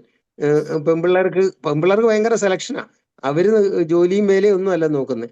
അവന് താടിയും പൂടയും ഉണ്ടോ, ആ താടിയിൽ ഈ നക്ഷത്രങ്ങളെ വരച്ചു വെച്ചിട്ടുണ്ടോ, മുടി പണ്ടത്തെ നമ്പൂതിരിമാരുടെ കൊടുമ കെട്ടിയിട്ട് അവിടെ ക്ലിപ്പ് ഇട്ടിട്ടുണ്ടോ, ഇതൊക്കെയാണ് പെൺകുട്ടികൾക്ക് ഏറ്റവും ഇഷ്ടപ്പെട്ട വിവരം. അല്ലാതെ നല്ല ക്ലീനായിട്ട് വസ്ത്രം ധരിച്ച് വൃത്തിയായിട്ട് നടക്കുന്ന ഒരുത്തിനെ ആർക്കും വേണ്ട. ഇപ്പൊ വേടൻ റോഡിൽ ഇറങ്ങിയെന്നുണ്ടല്ലോ, 1000 പെണ്ണുങ്ങൾ വന്ന് അവനെ കല്യാണം കഴിച്ചോട്ടെ എന്ന് പറയും. ദൈവമേ, അങ്ങനെ ഇപ്പൊ അങ്ങനെ ആയി. അതുപോലെ വിനായകൻ ഞാനിവിടെ ഇരിപ്പുണ്ട്, ബാക്കി ലേഡീസ് ഒക്കെ പോയി. ഇരുന്നോളൂ മാഡം, ഇരുന്നോളൂ. വിനായകൻ ഇപ്പൊ വിവാഹിതൻ ആവാൻ ആഗ്രഹിക്കുന്നു എന്ന് പറഞ്ഞാലുണ്ടല്ലോ, അതിഭയങ്കരമായ റഷായിരിക്കും അങ്ങോട്ടേക്ക് വരാൻ പോകുന്നത്. പക്ഷെ ഒരു MBBS ഒക്കെ പാസ്സായ മിടുക്കനായ ഒരു ഡോക്ടർക്ക് പെണ്ണ് വേണമെന്ന് പറഞ്ഞാൽ കിട്ടാൻ വലിയ പാടാ. അങ്ങനെ ഒരു കാലമാണ്. നമുക്കിതൊക്കെ ഇങ്ങനെ പുസ്തകമൊക്കെ വായിച്ച് ആസ്വദിക്കാം സാർ. കാര്യമില്ല. അതെ അതെ.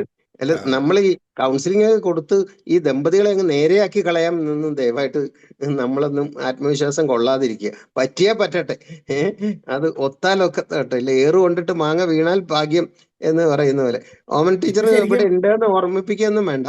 സമൂഹത്തിൽ നടക്കുന്ന കാര്യം ഇതൊക്കെ. പിള്ളേർക്ക് നമ്മളിവിടെയൊക്കെ ഉണ്ട്, പേരന്റ് ഇവിടെ ഉണ്ടെന്ന് യാതൊരു ഓർമ്മയില്ല. പിന്നെ നമ്മൾ പരസ്പരം എന്തിനാണ് ഈ ഞാനുണ്ട് അങ്ങനെ പറയല്ലേ എന്ന് പറയേണ്ട ആവശ്യമില്ല വിചാരിക്കുന്നു. Okay sir. ഇപ്പൊ നമുക്ക് ബാക്കി എല്ലാവരും പറഞ്ഞെന്ന് തോന്നുന്നു അല്ലേ? അപ്പൊ അതിന്റെ എപ്പോഴും ഉണ്ടാവും സാറേ പഴമേൽക്ക് ഒരു പ്രതീക്ഷ എപ്പോഴും നല്ലതാ.